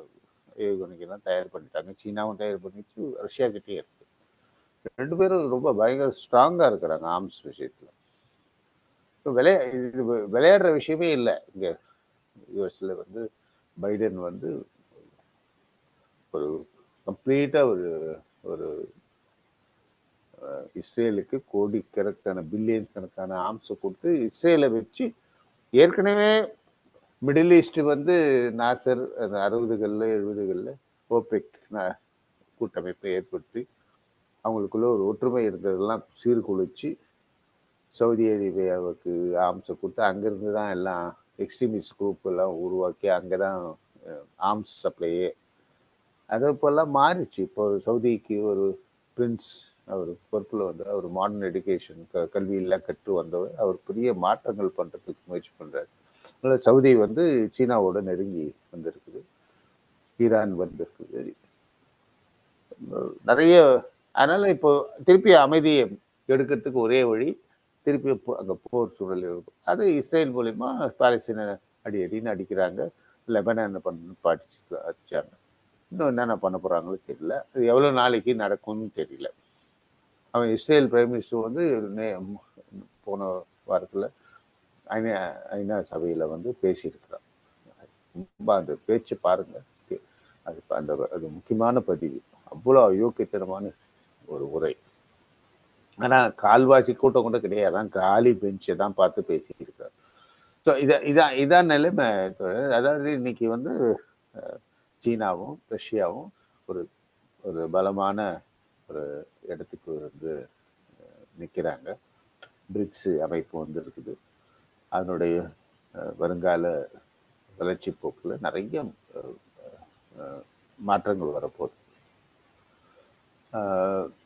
இது மட்டும் எனக்கு ரொம்ப சந்தோஷமா, ஒரு பக்கம் பெரிய நம்பிக்கை இன்மையை கொடுக்குற அதே காலத்துல ஒரு நம்பிக்கை ஊட்டக்கூடிய விஷயமாக இன்றைய சர்வதேச நிலை மாறி இருக்குது. ஒரு பக்கம் போர் சூழ்நிலை இருக்குது, இன்னொரு பக்கம் ரொம்ப பக்குவமாகவும் நிதானமாகவும் நடந்து கொள்ற ரெண்டு ஆளுமைகள். நீங்க புட்டின் எல்லாம் அவ்வளோ சுலபமா குறைச்சி மதிப்பிடாதீங்க. அவருடைய இன்டர்வியூஸ், அவருடைய பேச்சு எல்லாம் முக்கியமா இருந்தது. மீண்டும் அவர் பழைய நினைவுகளுக்குள்ள போறாரு. சோவியத் யூனியனுடைய கம்யூனிஸ்ட் பார்ட்டியினுடைய தியாகங்கள் எல்லாம் அவர் வலியுறுத்தி பேசுறாரு. அதே மாதிரி இந்தியன் சீனாவில் சிங்பியாங் அவருடைய உரைகளை கவனிங்க. ரெண்டு பேர் ரொம்ப நிதானமாக அணுகிறாங்க. கொஞ்சம் நீங்க அவசரப்பட்டாலும், இப்ப நீங்க ஹசன், இந்த இசபுல்லா ஹசன் கொலை செய்யப்பட்டது, அதுக்கு பதிலடி கொடுக்கணும்னு நினைச்சா உடனே ஒரு மூன்றாவது உலகப் போருக்கான சூழ்நிலை உருவாயிடும். மூன்றாவது உலகப் போர் சூழ்நிலை வந்து இரண்டாவது உலகப் போர் மாதிரி இருக்காது. டேங்குங்களும் அது ஆர்மி போய் லேண்டு மூலியமாகவும் ஏர் மூலியமாகவும் கடல் மூலியமா தாக்குறதுலாம் கிடையாது. இருந்த இடத்துல இருக்கு நியூக்ளியர் ஆர்ம்ஸ் அடிச்சு. சூழ்நிலையே வேற. ஏன் அது என்னை கூட பார்க்க முடியாத நிலைக்கு இன்னைக்கு தேர்டு வேர்ல்டு வார்னா அது பழைய வார் மாதிரி கிடையாது. அது புதிய ஒரு. அதனால இந்த நேரத்துல இந்த ரெண்டு ஆளுமைகளும், அதுல குறிப்பா சீனா, அது பலவிதமான வலது இடது போராட்டத்தை நடத்திக்கிட்டே அவங்க இன்னைக்கு இப்படி ஒரு நிலைக்கு வந்திருக்கிறாங்க. இன்னைக்கு போன வார செய்தி என்னன்னா, சீனா வந்து டாலரை டம்ப் பண்ணுது. டாலரை டம்ப் பண்ணவுடனே ஷேர் மார்க்கெட்ல டாலர் வீழ்ச்சி அடைந்து 3-4% வந்து சீனாவுக்கு அனுகூலமான ஜிடிபி மற்ற விஷயங்கள அனுகூலமாக ஏறி நினைச்சா அவங்க வந்து, ஏன்னா அவ்வளோ டாலரை அவங்க சேமிப்பில் வச்சுட்டு இருக்காங்க சீனா. நினைச்சா நாளைக்கே அமெரிக்காவை இங்கே 100% டேரிஃப் போடுவேன்னு சொல்றான். அதே அமெரிக்காவில் சீன பொருள் வரலன்னா அமெரிக்க மக்களே வாழவே முடியாது, சாப்பிட முடியாது, இருக்க முடியாது, ஒரு பொருள் வாங்க முடியாது. எல்லா பொருளும் சீனாலேருந்து வர பொருள் தான். டேபிள், சேரு, ஒரு கட்டில், அது எல்லாம் ஐக்கியான்னு ஒரு அமைப்பு டிபார்ட்மெண்ட் ஸ்டோர் இருக்கு. பார்த்தீங்கன்னா அது ஒரு பெரிய ஒரு இந்த கிரவுண்டு, ஒரு 10 பிளே கிரவுண்டு சேர்ந்த அளவுக்கு ஒரு ஸ்டோர். அது நடந்து வந்தீங்கனாலே முடியல வந்தீங்கன்னா கால் வலிக்கும். அந்த ஸ்டோர்ல இருக்கிற 99% பொருள் வந்து சீனால இருந்து வந்த பொருள் தான். நீங்க இப்பவும் அமேசான்ல ஆர்டர் பண்ணீங்கன்னா வர பொருள் எல்லாம் சீன பொருள் தான். சீன பொருள் எல்லாமே இன்னைக்கு அமெரிக்கா வாழவே முடியாது. அவன் என்ன பண்ணான், 100% டேரிஃப் போடுவான். எலக்ட்ரிக்கல் வெஹிக்கிள்ஸ்ல அவன் எங்கேயோ போயிட்டாங்க. ஈவன் எங்கேயோ பின்னாடி இருக்கிறாங்க அமெரிக்கா. இவனும் ஒரு கற்பனை உலகத்துல வாழறாங்க. நேற்று கூட அதை பத்தி பேசிட்டு இருந்தோம். மர்மர்கள் சொன்ன நிறைய நிறைய மாற்றங்கள் இருக்குது. அது இந்த அமெரிக்க மக்களினுடைய இந்த அவங்களுடைய அறிவுதளத்துல இதெல்லாம் வந்து போய் சேரல. அவங்க அவங்க ஏதோ நினைச்சிட்டு வாழ்ந்துட்டு இருக்கிறாங்க. அரசு ஒயிட் ஹவுஸ் அதனுடைய ஆட்சி பீடம் செய்யற தில்லுமுள்ளுகள் அவங்க பண்ற விஷயங்கள்லாம் அவங்க புரியல. இப்போ நவம்பர் மாதம் நடக்கிற தேர்தலில் என்ன நடக்கும்னு சொல்ல முடியாது. ரெண்டு பேருக்குள்ள வித்தியாசம் இல்லை, டெமோக்ராட்ஸ் ரிப்பப்ளிகன்ஸ். யார் வந்தாலும் அப்படிதான் இருக்க போறாங்க. ஆனால் சிறிய சின்ன மாற்றங்கள் இருக்கும். அப்போ கமலா ஹாரிஸ் வரணுமா, ட்ரம்ப் வரணுமான்னா, நான் என்ன கேட்டால் ட்ரம்ப் வந்தால் பெட்ரு. பிகாஸ் இது பைடனும் கமலா ஹாரிஸும் வந்து இஸ்ரேலுக்கு உதவி செய்கிற விஷயத்தில், ரஷ்யாவுக்கு எதிராக இருக்கிற விஷயத்தில் ட்ரம்ப் வந்து ரஷ்யாவை வந்து புட்டினை வந்து வேற மாதிரி அணுகுனார். அதனாலதான் ரஷ்யா வந்து அமெரிக்க குறுக்கிடுதுன்னு சொல்லி இவங்க ஒரு ஒரு பிரச்சாரத்தை கிளப்பி விட்டாங்க டெமோக்ராட்ஸ். அந்த வீட்டுக்குள்ளேயே நடக்குது விவாதம். ட்ரம்ப் வர்றதா சரியா இருக்குமா, கமலா ஹாரிஸ் வரும். நானும் கமலா வந்தா பரவாயில்ல, டெமோக்ராட்ஸ் பெட்டர்னு பார்த்தேன். பார்த்தா வரலாறு பார்த்தா அப்படி தெரியல. என்னவோ இந்த நிலையில இன்னைக்கு நான் வந்து 75வது சீன புரட்சியை கொண்டாடுறதுல சவுத் விஷனுக்கு ஒரு பெருமை என்னன்னா, அது தொடர்ந்து சீன பாக்கும் சீன மாவோடைய புத்தகங்களையும் அந்த பட்டியலை பார்த்தா 4 தத்துவ கட்டுரைகள் அது இது நிறைய அந்த பதிப்பிச்சு சீனாவை பற்றிய விஷயங்களை, மாவை பற்றிய விஷயங்களை கொண்டு வருது. அதுக்கு பிறகு விடியல் சிவ பதிப்பகமும் அலைகளும் ஒன்னா சேர்ந்து மாவோனுடைய கலெக்டட் ஒர்க்ஸ் இப்போ 10 வால்யூம் வந்தது. முதல்ல 5 வால்யூம் இருந்தது செலக்டட் ஒர்க்ஸ். அப்புறம் கலெக்டட் ஒர்க்ஸ் சீனா போட்டாங்க 10 வால்யூம். அதை 2 பேரும் சேர்ந்து 10 வால்யூமை கொண்டு வந்தாங்க. 5 வால்யூம் அலைகளும் 5 வால்யூம் விடியல், ரெண்டும் 10 வால்யூமும் கிடைக்குது சீனா பத்தி. இப்போ நிறைய சீனை பத்தி புத்தகங்கள் வந்திருக்கு. விடியல் பதிப்பகம் அவங்க நம்ம துறை அதை சிவா பேசும்போது சொன்னார், நான் கொஞ்சம் விரக்தி இல்லைங்க, நான் பப்ளிகேஷனை மூடிட போறேன்னு சொன்னபோது, ஐயா அதெல்லாம் யோசிக்கவே வச்சுக்காதீங்க, என்ன உதவி வேணும்னு கேளுங்க, நாங்கெல்லாம் செய்யறோம், நீங்க இருங்க, நீங்க செய்யற வேலையை என்னால செய்ய முடியாது, நாங்க செய்யற வேலையை நீங்களால செய்ய முடியாது. அது போல ஒரு மிகப்பெரிய பங்களிப்பை செய்து மறைஞ்சிட்டாரு. இதோட என்னுடைய இந்த பர்சனல் பயணமும் அரசியல் சூழல்ல சீனா இன்னைக்கு எங்க நிற்குது, நீதிராஜனுக்கும் சீனாவை பற்றி நிறைய அவர் நிறைய ஆய்வு செய்து நிறைய கருத்துக்களை வச்சிருக்கிறார். அவரும் அவருடைய உரையில சொல்லுவார் சொல்லிட்டு மற்ற தோழர்கள் தங்களுடைய அனுபவங்களை சொல்லுமாறு கேட்டுட்டு நான் என்னுடைய உரையை முடிச்சுக்கிறேன். அப்புறம் ஏதாவதுன்னா நினைவு வந்து நான் சொல்றேன். தோழர் பாலாஜி, இவங்க நம்ம ரவீந்திரன் தோழர் பேசிட்டோம். ரைட்டு. ஆமா தோழர், ஆக்சுவலி இது ஃபேஸ்புக்ல லைவ் போயிட்டு இருக்கு, ரெக்கார்டாவும் ஆகிறோம். தோழர் ரவீந்திரனை பற்றி தமிழகத்துக்கோ அல்லது நம்ம தோழர்களுக்கு அறிமுகம் தேவையில்லை. இருந்தாலும் சவுத் விஷனுடைய பிரிக்க முடியாத பகுதியாக இருக்கிற தோழர் ரவீந்திரன் அவர்கள் ஏறத்தாழ 20 புத்தகங்களை எழுதியிருக்காங்க. இப்போ அவங்க புதிதாக வெளியிட்ட புத்தகத்தை வந்து மீனாட்சி சுந்தரம் தீகர் ஆசிரியர் அவர்கள் பதிப்பு போட்டோன்னா, ஃப்ரண்ட்லைன் ஆசிரியரும் திருநெல்வேலி மாவட்ட கம்யூனிஸ்ட் கட்சி தலைவர் பழனி அவரும் வந்து 2 பேரும் அந்த புத்தகம் உடனே வேணும்னாங்க. அதை நான் ஒரு எழுத்தா மாத்தி வச்சிருக்கேன். அந்த 3 புத்தகங்கள் அனுப்புனாங்க. இந்த 2 புத்தகங்களையும் உடனே விஜய் சங்கருக்கும் அதை அனுப்பி வைக்கிறேன்னு சொன்னேன். அந்த புத்தகம் இலங்கையிலையும் பரபரப்பா விற்பனை ஆயிட்டு இருக்குன்னு பபித்தோழர் பகிர்ந்துக்கிட்டாங்க. நான் அறிந்த வகையில எனக்கு கிட்டத்தட்ட சுமாராக 25 ஆண்டு காலம் எனக்கு அறிமுகமான எங்கள் தோழர் ரவீந்திரன் வந்து மீடியா ஊடகத்துக்குள்ள நான் வரும்போது என்னுடைய ஆளுமையினுடைய உருவாக்கத்தின் ஆரம்ப காலகட்டத்திலேயே பாலாஜி அளவுக்கு சமதையான அளவுக்கு அவர் வந்து எங்களுடைய சமூகம் சம்பந்தமான எங்களுடைய புரிதல்லையும் அதை உள்வாங்கிக்கிறதுலையும் அவருடைய புத்தகங்கள் அசைக்க முடியாத ஒரு தாக்கத்தை எனக்கு இப்ப தனிப்பட்ட அளவுல ஏற்படுத்தியிருக்கு. நான் அவருடைய எல்லா புத்தகங்களையும் கிடைக்க செய்யணும் அப்படிங்கிற வேலையில தொடர்ந்து இயங்கி கொண்டிருக்கிறேன்.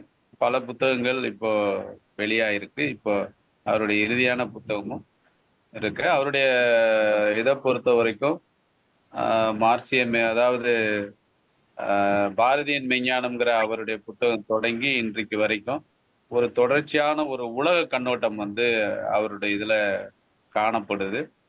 திணை அரசியல் அப்படின்னு சொல்லி, அதாவது வர்க்கம் தொடர்பான பார்வை மட்டும் போதுமானதல்ல, சமூகத்தை முழுமையாக புரிந்து கொண்டு அதனுடைய வளர்ச்சி போக்குல மேலும் மேலும் வளர்ந்து போகிற அதனுடைய எல்லா அம்சங்களையும் உள்வாங்கி சமூக மாற்றத்தை பார்க்கணும் என்பதை நான் சுருக்கி புரிஞ்சுக்கிறேன். அந்த வகையில சீனத்தினுடைய மாற்றங்களையும் அவங்க வந்து அவங்களுக்கே உரிய இந்த தனித்தன்மையான பார்வையில பார்க்கிறாங்க. அவங்க அவங்களுடைய அனுபவங்கள்ல இருந்து சீனத்தை அவங்க பார்க்குற பார்வையை இப்ப நம்ம முன்னாடி வைப்பாங்க. அனைத்து தோழர்களுக்கும் தோழர் பாலாஜி விட்ட இடங்கள்ல இருந்து தொடர்ந்து அடுத்த இதுகளுக்கு போகலாம்னு நினைக்கிறேன். ஒரு 10 வருடங்களுக்கு முன்னர் சீன கம்யூனிஸ்ட் கட்சி ஒரு முடிவை அறிவித்தது. நாங்கள் இதுவரைக்கும் உலக விவகாரங்களில் எங்களுடைய பங்களிப்பு பற்றி கவனம் செலுத்தவில்லை. என்றால் எங்களுடைய நாட்டை கட்டி எழுப்புவது, அதற்கு கம்யூனிஸ்ட் கட்சி தன்னுடைய ஆற்றலை எவ்வாறு பிரயோகிப்பது என்பதில் தான் கவனம் அவசியப்பட்டது. இப்போது அது ஓரளவுக்கு உறுதிப்பட்ட நிலையில் வந்த காரணத்தினால உலக விவகாரங்கள்ல நாங்கள் பங்கெடுக்க வேண்டி இருக்கிறது என்ற ஒரு 10 வருடங்களுக்கு முன்னர் தான் அவர்கள் அறிவித்தார்கள்.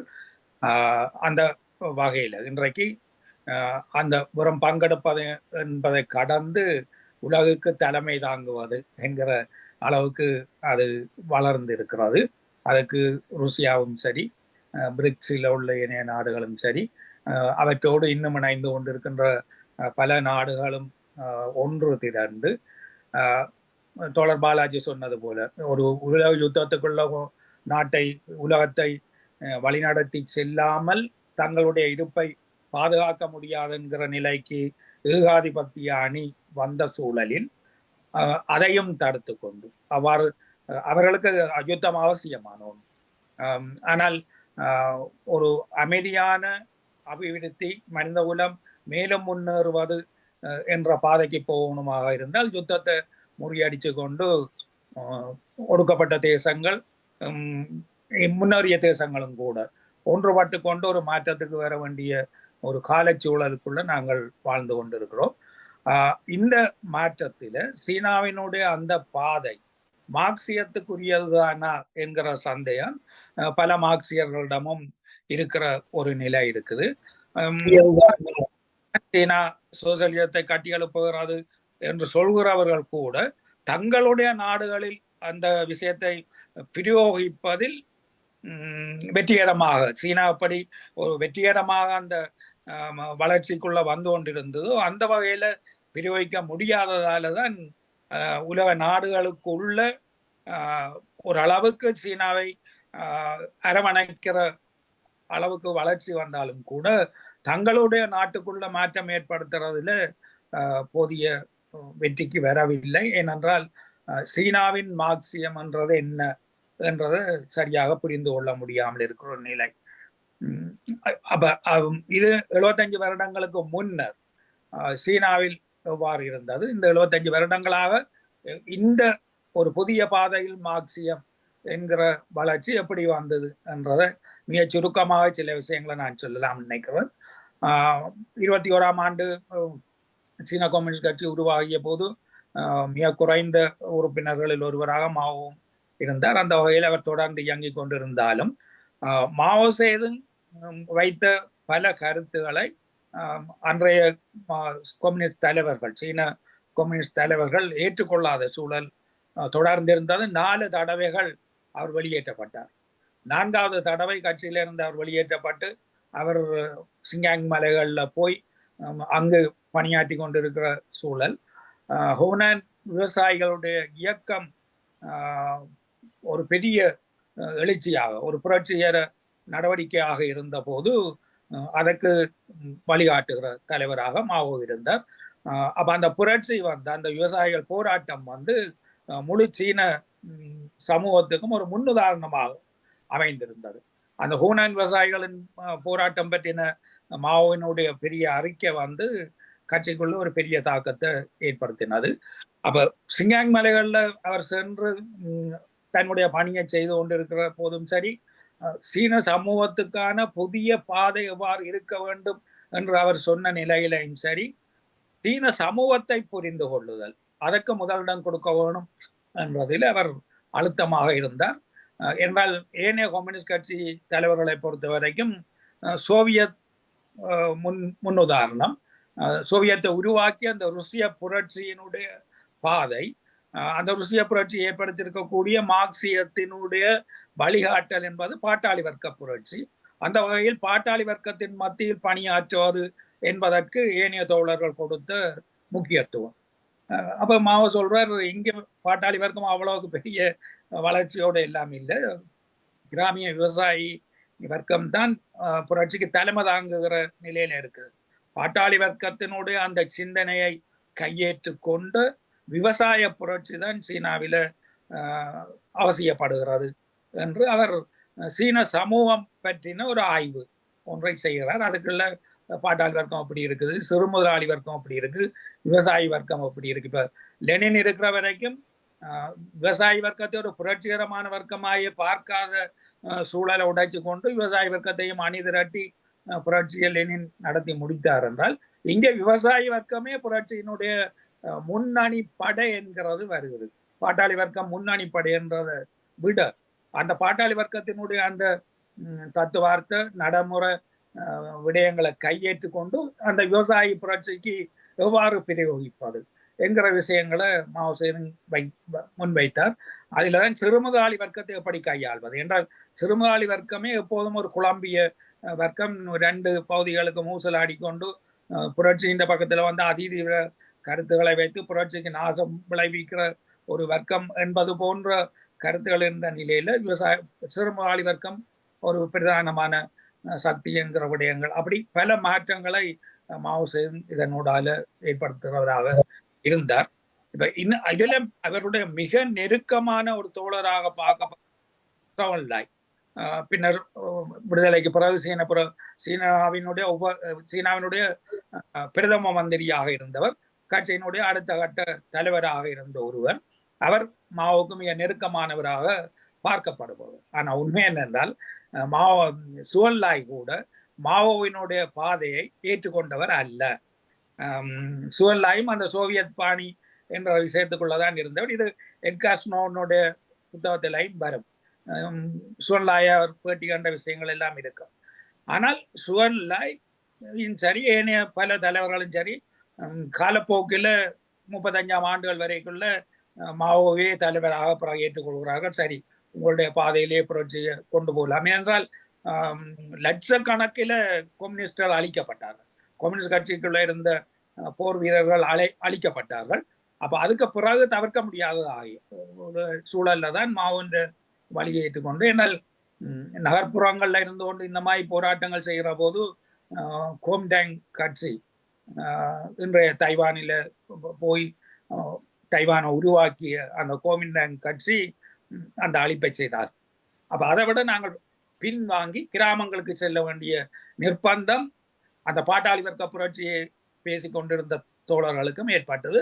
அவர்களை ஏற்க வேண்டி வந்தது. அது போன்ற சூழல சோவன்லாயும் ஏற்றுக்கொண்டார். மாவோனுடைய அந்த விடாப்பிடியான உறுதியான நிலைப்பாடும் சரியான ஒரு வழிகாட்டும் தன்மையும் தொடர்ந்து கற்பதும், அந்த கற்பதுன்றது வெறும் புத்தவாதத்துக்குள்ள முடங்காமல் நடைமுறையில் அதை எவ்வாறு பிரயோகிப்பது என்பதற்கு முன்னுதாரணமாக இருந்ததும் என்ற காரணங்களால சோவன்லாய் ஏற்றுக்கொண்டாலும் கூட கோட்பாட்டு நிலையில அவர் முழு அளவில் மாவோ சேதுங் சிந்தனைக்குள்ள வந்தவர் அல்ல. அப்ப இது தொடர்ந்து அந்த வித்தியாசமான பாதையினூடால முழு சீனாவும் விடுவிக்கப்பட்ட பிறகு இறுதியில் அந்த ஒரு தீவாக இருந்த தைவானுக்குள்ள போய் குமிண்டாங் கட்சி ஒடுங்கிய பிறகு மக்கள் சீனம் 1949 ஆண்டு அக்டோபர் 1 இன்றைக்கு 75 வருடங்களுக்கு முன்னர் தன்னை பிரகடனப்படுத்தி கொண்டது மக்கள் சீன குடியரசு. அப்ப இந்த சூழல் என்றது அதுக்கு பிறகு அவர் பிரயோகித்த மார்க்சியம் அதுக்கு பிறகுதான் மாவோ சேதுங் சிந்தனை என்றது ஏற்றுக்கொள்ளப்படுது. அதனோட ஒரு அம்சமாக வரக்கூடியது பிரதானமா 53ஆம் ஆண்டு முன்னேறி பாய்தல். 53ஆம் ஆண்டு வரைக்கும் மக்கள் ஜனநாயக சர்வாதிகாரம் என்கிற வடிவில் புதிய ஜனநாயக புரட்சியின் கட்டம் தான் நடக்கிறது. அப்ப முதலாளி வர்க்கத்தையும் ஐக்கியப்படுத்தி கொண்டு அந்த மாற்றம் நடந்து 53ஆம் ஆண்டு முழுசாக இனி முதலாளித்துவத்தோடு ஐக்கியப்பட தேவையில்லை, முதலாளி வர்க்கம் என்பதே இல்லாமல் போட்டு முழு சொத்துகளும் மூலதனமும் அரசுக்குரியதாக மாறிவிட்டது. அப்ப 53ஆம் ஆண்டு அப்படி அரசு முழுக்க ஒரு சோசியலிச முன்னெடுப்புக்குரியது என்ற கட்டம் வந்த போது முன்னேறி பாய்தல் என்கிற நடைமுறை பிரயோகிக்கப்பட்டது. அதில் பாரதூரமான தோல்விகள் வந்து அந்த பின்னடைவை பற்றி பிற மாவோ சேதுங்க விசாரணைக்கு உட்படுத்தி சுய விமர்சனத்தினூடாக 57ஆம் ஆண்டுக்கு வருகிற போது 57ஆம் ஆண்டு மாவோனுடைய 3 நூல்கள் மிக முக்கியமானவையாக இருக்கிறது. ஒன்று 10 உறவுகள் 10 மேஜர் ரிலேஷன்ஷிப், இரண்டாவது மக்கள் மத்தியிலான முரண்பாடுகளை சரியாக கையாள்வது பற்றி என்கிற நூல். அப்ப இந்த நூல்களுக்கு ஊடால மாவோ வைத்த ஒரு மக்கள் மத்தியிலான முரண்பாடுகளை சரியாக கையாள்வது பற்றி அது மிக முக்கியமானது. என்னென்றால் மக்கள் மத்தியிலான முரண்பாடு, அது வரைக்கும் முரண்பாடு என்பதை கம்யூனிஸ்டுகள் பகை முரண்பாடாக மட்டும் பார்த்து கொண்டிருந்த ஒரு சூழலில் இல்ல, மக்கள் மத்தியிலையும் முரண்பாடு என்றது இருக்கு. அது இந்த 10 உறவுகள் என்ற விஷயத்திலையும் சோசியலிச கட்டமைப்பு வெற்றி கொள்ளப்பட்டாலும் கூட இன்னும் இந்த முரண்பாட்டுக்குரிய 10 உறவுகள் என்றது இருக்குது. கிராமத்துக்கும் நகரத்துக்கும் முரண்பாடு, விவசாய வர்க்கத்துக்கும் பாட்டாளி வர்க்கத்துக்கும் இடையில முரண்பாடு, பழமைக்கும் புதுமைக்குமான அப்படி ஒரு 10 உறவுகள் சார்ந்த விடயங்கள் பேசப்படுறதாக இருக்கும். அப்ப இந்த மாற்றங்களில் இருந்த மிக பிரதானமான அம்சம் பாட்டாளி வர்க்கம் தான் புரட்சியினுடைய சக்தி என்பதற்கு அப்பால இந்த ஒடுக்கப்பட்ட ஒரு தேசம் என்கிற வகையில் பல்வேறு வர்க்க சக்திகளையும் ஐக்கியப்படுத்தி கொண்டு போராட்டத்தை முன்னெடுப்பது என்கிற அந்த விஷயம். அப்ப அதனுடைய அந்த அடிப்படையாக இருந்த விடயம் போதுமான அளவுக்கு அழுத்தப்படவில்லை. அதனாலதான் இன்றைக்கு சீனா முன்னெடுக்கிற இந்த விஷயங்கள் மார்க்சியத்துக்குரியதுதானா என்ற சந்தேகம் எழுப்பப்படுறதுக்கு காரணமாக இருக்கு. என்றால் வர்க்கம் தானே, வர்க்க போராட்டம் தான் மார்க்சியத்தினுடைய அடிப்படை என்று கருதுகிறவர்கள் இன்றைக்கு வரைக்கும் இருந்து கொண்டிருக்கிறார்கள். ஏன்னா மார்க்சும் அழுத்தம் திருத்தமாக சொன்னார், வர்க்க போராட்டத்தினூடாகத்தான் சமூகம் இயங்கி வந்திருக்கிறது என்று. லெனினும் அதை அழுத்தம் திருத்தமாக சொன்னார். பிறகு மாவோ சேதுங் கூட இந்த 57ஆம் ஆண்டு மாற்றத்தில கவனம் எடுத்த விஷயத்தை கூட அதுக்கு ஏறத்தாழ 9 வருஷங்களுக்கு பிறகு கலாச்சார புரட்சிக்கு வருகிற போது அதை கூட கைவர ஒரு பார்வைக்குள்ள அவர் போக வேண்டி வருது. ஏனென்றால் அப்ப 64 சோவியத் யூனியன் திரிவுவாதத்துக்குள்ள போட்டு மார்க்சியத்தை திரிவுபடுத்திய கருத்துக்களை முன்வைத்த போது அந்த திரிவுவாதம் சீன கம்யூனிஸ்ட் கட்சிக்குள்ளையும் வர இடம் இருக்கிறது. ஏனென்றால் முதலாளி வர்க்கம் ஏற்கனவே இருந்த முதலாளி வர்க்கம் முற்றாக அழிக்கப்பட்டாலும் கூட, இல்லாமல் ஆக்கப்பட்டாலும் கூட, புதிய சோசியலிச முன்னெடுப்புக்குள்ளேயே திரிவுவாதம் வருவதற்கான இடம் இருக்கிறது என்கிற கருத்தை மாவோ சேதுங் வைத்தவர். அப்ப அந்த வகையில அது வரைக்கும் கலாச்சார புரட்சி அறிவிக்கப்பட்டு அதில முன்வைக்கப்பட்ட கருத்துகள் தோழர் பாலாஜி சொன்ன அந்த 10 மாவோ சேதுங்கினுடைய தொகுப்புகளுக்குள்ள பார்த்தா அது தொடர்ந்து படிச்சு கொண்டு போய்களே தெரியும். இந்த 66ஆம் ஆண்டுகள்ல கூட மத்திய குழுவில மாவோ சேதுங் மக்கள் ஜனநாயக சர்வாதிகாரம், இந்த மக்கள் ஜனநாயக சர்வாதிகாரம் என்றதை சொல்லுவார். அப்புறம் ஒரு 67ஆம் ஆண்டுகளுக்கு வரைக்குள்ள அவர் மத்திய கமிட்டியில் சொல்லுவார் மக்கள் ஜனநாயக சர்வாதிகாரம் அல்லது பாட்டாளி வர்க்க சர்வாதிகாரம் என்று. பிறகு மக்கள் ஜனநாயக சர்வாதிகாரம் மறக்கப்பட்டு முழுக்க பாட்டாளி வர்க்க சர்வாதிகாரம். அப்ப இந்த கலாச்சார புரட்சி காலத்துல பாட்டாளி வர்க்க சர்வாதிகாரம் தான் பிரயோகிக்கப்பட்டது. என்றால் 53 முதலாளி வர்க்கம் இல்லாமல் ஆக்கப்பட்டது. 57 சீர்திருத்தங்களுக்கு கூடால ஒரு புதிய பாதை முன்னெடுக்கப்பட்டது. அதனால வளர்ந்து சென்ற சூழலை திரிவாதம் முடக்கிவிடும் என்ற கட்டம் வருகிற போது இனி பாட்டாளி வர்க்க உறுதியோடு சமூகத்தை கட்டி எழுப்ப வேண்டும் என்கிற இடத்துக்கு மாவோ சேதுங் கூட வந்தார். அப்ப அது வரைக்கும் இருந்த ஒரு விடுதலை பெற்ற தேசம் எப்படி சோழியத்தை முன்னெடுப்பது என்பதை கடந்து நாங்க சோழிய கட்டத்துக்கு வந்துவிட்டோம். ஆகவே இனி பாட்டாளி வர்க்க முன்னெடுப்பு தான், சோசலிசம் தான், பாட்டாளி வர்க்கம் பிரயோகிக்கக்கூடிய சோசலிசம் தான் என்கிற கட்டத்துக்கு மாவோவே வந்தார் என்றதுதான் நாங்கள் ஒரு துன்பியல். ஒரு வகையில புத்தகவாதத்திற்கு எதிராக, புத்தகவாதத்துல ஏனைய தலைவர்கள் எல்லோரும் இருந்த போது அதுக்கு எதிராக இல்ல நடைமுறை பிரயோகத்துக்குரிய மார்க்சியம் என்றது இன்னொன்று. மாவோ சிலைகள் வேணா நான் நூல்களினூடால கற்றுக்கொண்ட மார்க்சியம் 5% தான். மீதி 90-95% மார்க்சியத்தை நான் நடைமுறை ஊடாகத்தான் கற்றுக்கொண்டேன். அந்த 5-10% பெற்றுக்கொண்ட அந்த மார்க்சிய அடிப்படை அறிவை எங்களுடைய சமூகத்துக்காக பிரயோகிப்பதன் ஊடாக கற்றுக்கொண்ட அல்லது எனக்கு தெரியும் மார்க்சியத்தை நான் புரிந்து கொண்ட முறை அந்த பிரயோகத்தினூடாக பெற்றதுதான் என்ற விஷயத்தை மாவோ சேதுங் சொல்லியிருக்கிறார். ஆனால் இங்கே வரைக்கும் 66களுக்கு பிறகு அந்த நூல்களில் சொல்லப்பட்ட பாட்டாளி வர்க்க சோசியலிச நடைமுறை ஒன்றை பிரயோகிக்கிற கட்டத்துக்கு சென்றார். அதில் பல தவறுகள் வந்த நிலையில் 76ஆம் ஆண்டு அவர் சொல்றார் கலாச்சார புரட்சி முடிவுக்கு வந்து விட்டது.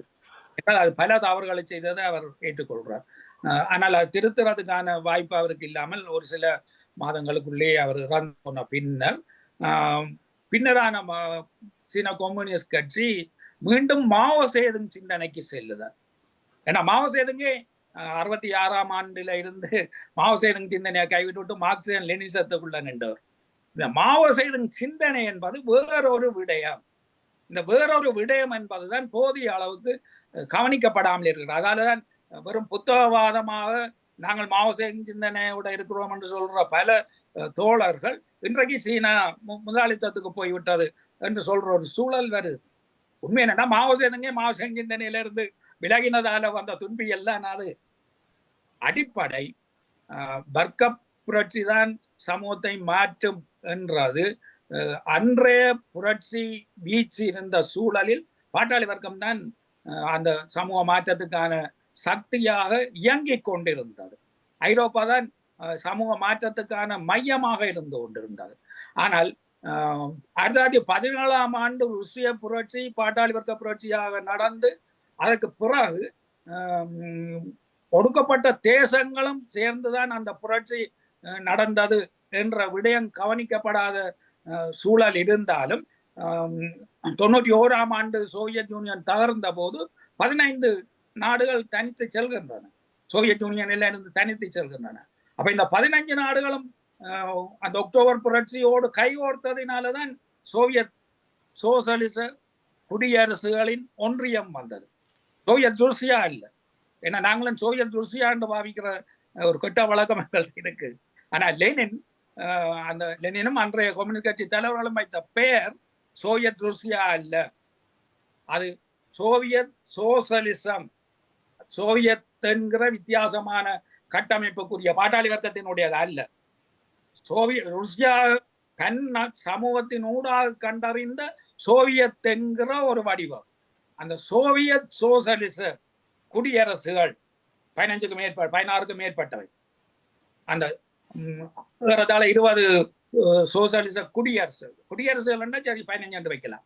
சோவியத் சோசலிச குடியரசுகள் ஒன்றிணைந்த ஒரு அமைப்பு தான் அது. அதுக்குள்ள ருஷ்யா ஒன்று, அவ்வளவுதான்.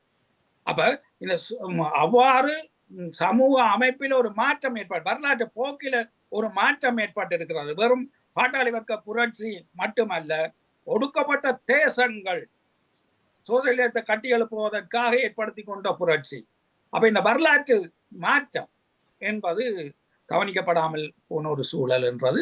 அப்ப அந்த வகையில மாவோ சேதுங் சிந்தனை என்பது அந்த ஒடுக்கப்பட்ட தேசம் சோசலியத்தை நோக்கி முன்னேறுவதற்கான ஒரு மார்க்சிய லெனினிச பரிணமித்த சிந்தனை முறை. அப்ப அந்த வகையில இன்றைக்கு சீனா தன்னுடைய புதிய பிரயோகத்தை சீனாவின் பிரத்யேகத்தன்மைக்கான மார்க்சிய லெனினிச பிரயோகம் என்றுதான் சொல்கிறார். அப்ப அது கூட போதாது. அது அவர்கள் அப்படி சொல்றதுனால சரி, அப்ப நாங்கள் எங்களுடைய நாட்டில மார்க்சிய லெனினிச பிரயோகம் என்று அவர்கள் பாட்டாளி வர்க்க சிந்தனையை, பாட்டாளி வர்க்க கண்ணோட்டத்தை அப்படியே பிரயோகிக்க வழிகெடுக்கிறார்கள். அடிப்படை பாட்டாளி வர்க்க கண்ணோட்டம் என்பது வர்க்கவாத தவறுகளுக்கு ஆட்படுத்துகிற ஒரு விஷயம். அடிப்படையில ஸ்டாலின் செய்த பல தவறுகள் என்றது அது ஒரு வர்க்க சிந்தனையாக மட்டுமே மார்க்சியத்தை பார்த்ததால வந்த பிரச்சனை.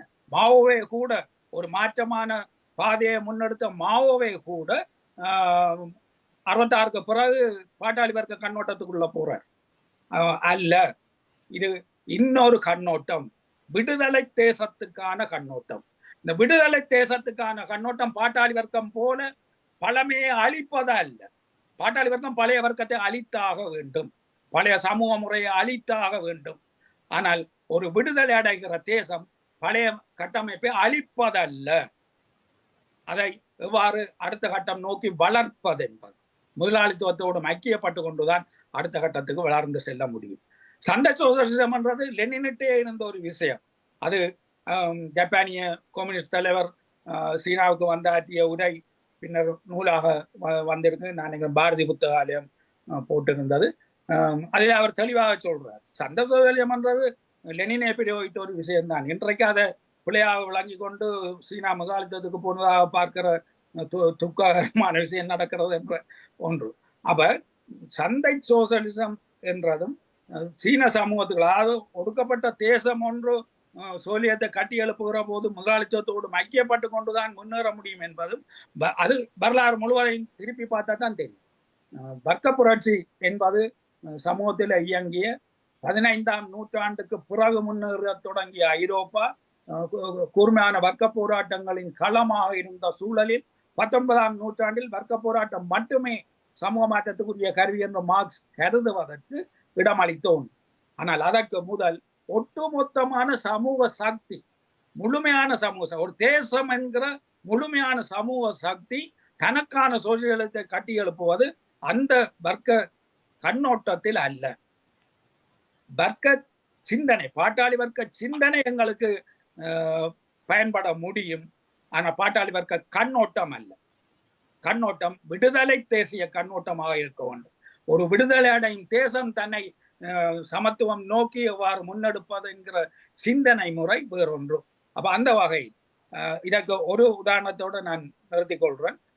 சேவேதா சீன புரட்சி நடந்துகிறதால 20 வருஷங்களுக்கு பிறகு 49ஆம் ஆண்டு சீனாவின் கொர்லா யுத்தத்தின் ஊடாக பெற்ற அந்த வெற்றிக்கு பிறகு 59ஆம் ஆண்டுல கியூபா புரட்சி நடக்குது. கியூபா புரட்சி நடக்கைகள் அவர்கள் சேவேராவும் ஃபிடல் காஸ்ட்ரோனுடைய தம்பியும் மார்க்சியத்தை ஏற்கனவே ஏற்றுக்கொண்டவர்கள். ஆனால் ஃபிடல் காஸ்ட்ரோ மார்க்சியத்தை ஏற்றுக்கொள்ள இல்லை. அந்த புரட்சிக்கு தலைமை தாங்கிய தலைவர் மார்க்சியத்தை ஏற்றுக்கொள்ளவில்லை. அவரை பொறுத்த வரைக்கும் ஒரு ஜனநாயக கியூபாவை கட்டி எழுப்புவது என்பதுதான் இருந்தது. சோலியத்துக்கு போறது பற்றி அவருக்கு அப்ப நினைப்புகள் இருக்க இல்லை. அப்ப அந்த புரட்சியில கொர்லா யுத்த முறை பயன்படுத்தப்பட்டது, அது வெற்றி பெற்றது.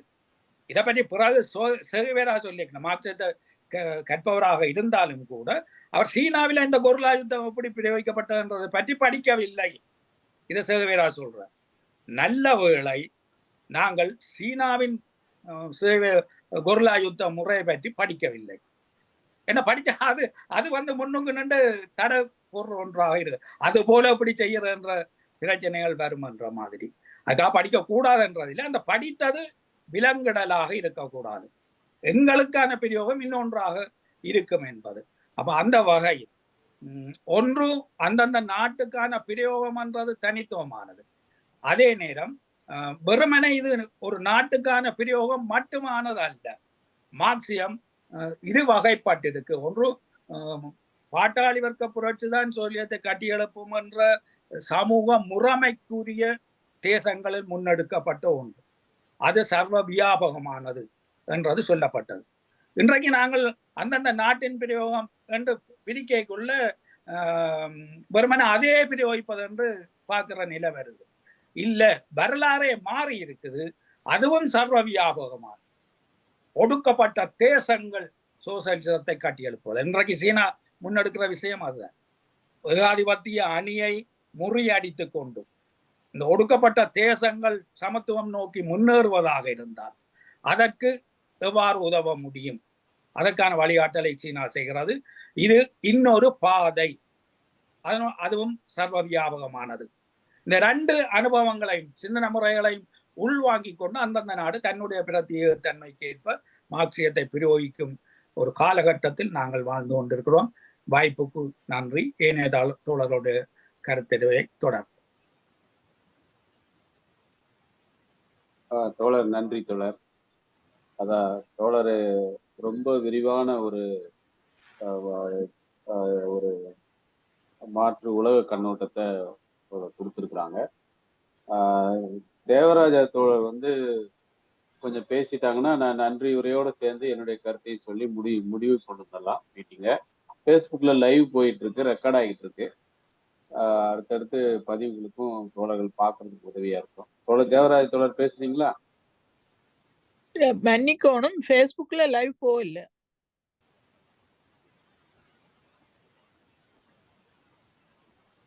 நான் அதை பார்த்து செக் பண்றேன், என்னன்னு பாக்குறேன். லோக்கல் டிரைவ்ல நீங்க டவுன்லோட் பண்ண முடியும். நானும் பண்ணிக்கிட்டு இருக்கேன், நான் உங்களுக்கும் தருவேன். தேவராஜ தோழர் பேசுறாங்களான்னு கேட்டுவோம்.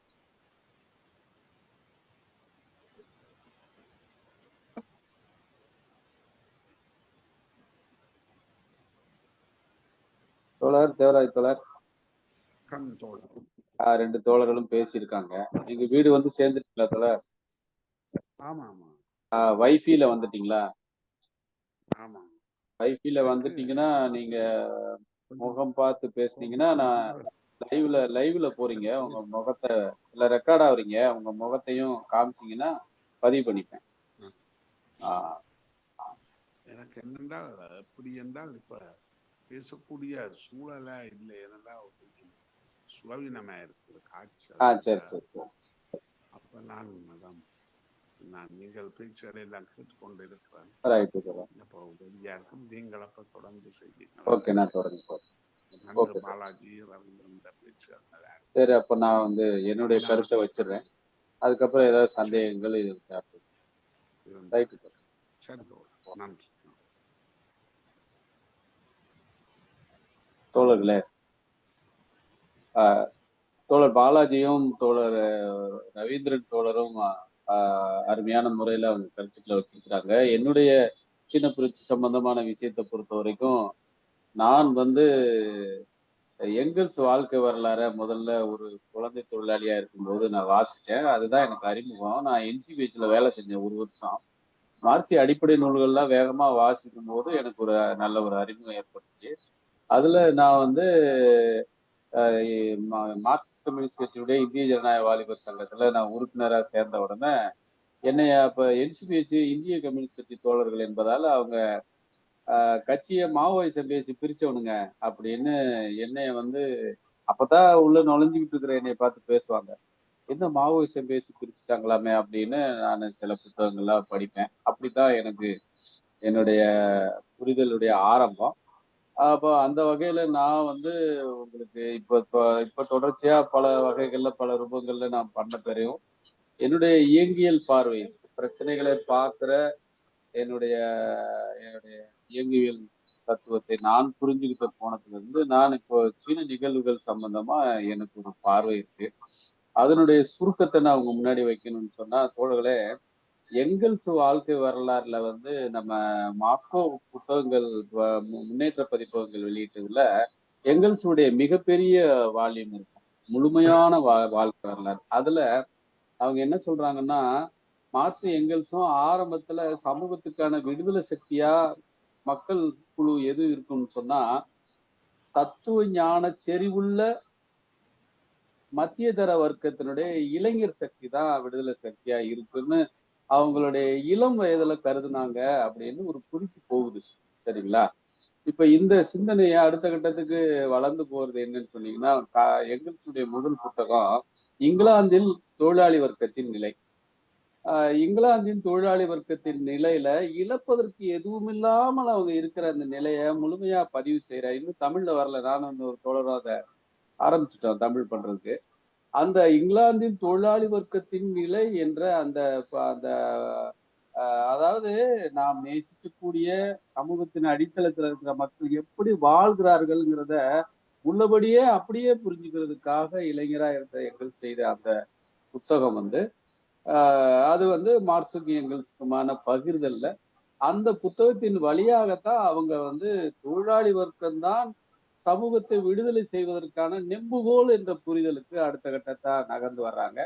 பிரான்சில் வர்க்க போராட்டம், இந்த மாதிரி விவசாயிகள் புரட்சி இதெல்லாம் வரும்போது தொழிலாளி வர்க்கத்துக்கான நேச சக்தியா விவசாய சக்தி இருக்க முடியும் அப்படின்னு இந்த விஷயம் வந்து வளர்ந்து போகுது. பாரிஸ் கம்யூன்ல பாட்டாளி வர்க்க சர்வாதிகாரம் ஒன்று தேவைப்படுதுன்னு அவர் ஒரு கருத்துக்கு வர்ற மாதிரி இந்த இந்த இப்ப தோழர் ரவீந்திரன், தோழர் பாலாஜி தோழர்கள் முன்வைக்கிற அந்த அந்த விஷயங்களுடைய ஒரு நான் வந்து ஒரு பின்னணியை உங்களுக்கு என் பாணியில சொல்ல முயற்சி பண்றேன். இப்போ அந்த அந்த விஷயங்கள்ல உங்களுக்கு வளர்ந்து போகும்போது தொழிலாளர் உழைப்பாளர் நேச சக்தி அப்படிங்கிறத அந்த இதோட உலக சம்பந்தமா புரிதல்ல ஒரு இன்ட்ரெஸ்டிங்கான விஷயம் என்ன வருதுன்னா, கம்யூனிஸ்ட் கட்சி அறிக்கையை வாசிக்கிற தோழர்கள் ஆரம்பத்துல ஒரு நாட்டுல புரட்சி வராது, ஒரு 2-3 நாடுகள்ல ஒன்னாதான் வரும் அப்படின்ற எதிர்பார்ப்பும், ரெண்டாவது அந்த எதிர்பார்ப்பு வரும்போது இங்கிலாந்து நாட்டுல அமைதியிலேயே வர வாய்ப்பு இருக்கு. ஏன்னா மெஜாரிட்டி தொழிலாளி வர்க்காங்க ஆயிட்டாங்க. அப்படி இருக்கும்போது மெஜாரிட்டி மக்கள் இந்த கருத்தை ஏத்துக்கும் போது ஒரு அது பொலன்னு நொறுக்கி கொட்டுற மாதிரி அது வந்து சமாதான வழியிலேயே கூட அது சோசியலிசத்துக்கு போயிடலாம் அப்படின்னு ஒரு எதிர்பார்ப்பு வந்து அவங்க எழுத்துக்கள்ல காணப்படுது. ஆனா இதை மட்டுமே பெருசா பேசுகிற தோழர்கள் 1848 கம்யூனிஸ்ட் கட்சி அறிக்கை அவங்க எழுதும் போது அவங்க வந்து அந்த 25 ஆண்டு காலம் அந்த பல பதிப்புகள் காண்கிற அந்த அந்த கம்யூனிஸ்ட் கட்சி அறிக்கையில ஒரு அடுத்தடுத்து வந்த புத்தகங்கள்ல அவங்க தொடர்ச்சியா அந்த பதிப்புரைகள்ல அவங்க என்ன பண்றாங்கன்னா அந்த மாற்றங்களை உள்வாங்கி பேசி அப்டேட் பண்ணிக்கிட்டே இருக்காங்க. அதுல வந்து 1881 கார்ல் மார்க்ஸ் சாகிறதுக்கு 2 வருஷத்துக்கு முன்னாடி 2 பேரும் இணைந்து எழுதிய ஒரு பதிப்புரையில உங்க கவனத்தை நான் ஈர்க்கிறேன். இப்ப அங்க வந்து என்ன சொல்றாங்கன்னா, அவங்க 1881 அவங்க நாங்க இந்த 1848 இந்த மூலதனத்தை நாங்க எழுதும் போது உலக அரசியல் போக்குல ரஷ்யால ஒரு நாடா அதை பத்தி எல்லாம் நம்ம குறிப்பிட்டு சொல்லணுமா அப்படிங்கிற நிலைமை இருந்தது. ஆனா இன்னைக்கு புரட்சியின் கைதியாக ஜார்மன் இருக்காரு. அங்க வந்து ஒரு ஒரு உயிர் துடிப்பான ஒரு இது இருக்கு, ஒரு தொழிலாளி வர்க்கம் இருக்கு, தொழிலாளி வர்க்க அறிவுஜீவிகள் இவங்க இருக்கிறாங்க. அப்ப ஆனா முதலாளி வர்க்கம் வந்து அவருடைய குழந்தை பருவத்துல இருக்கு. தயவு செய்து நீங்க 1881 அந்த பதிப்புரை படிங்க.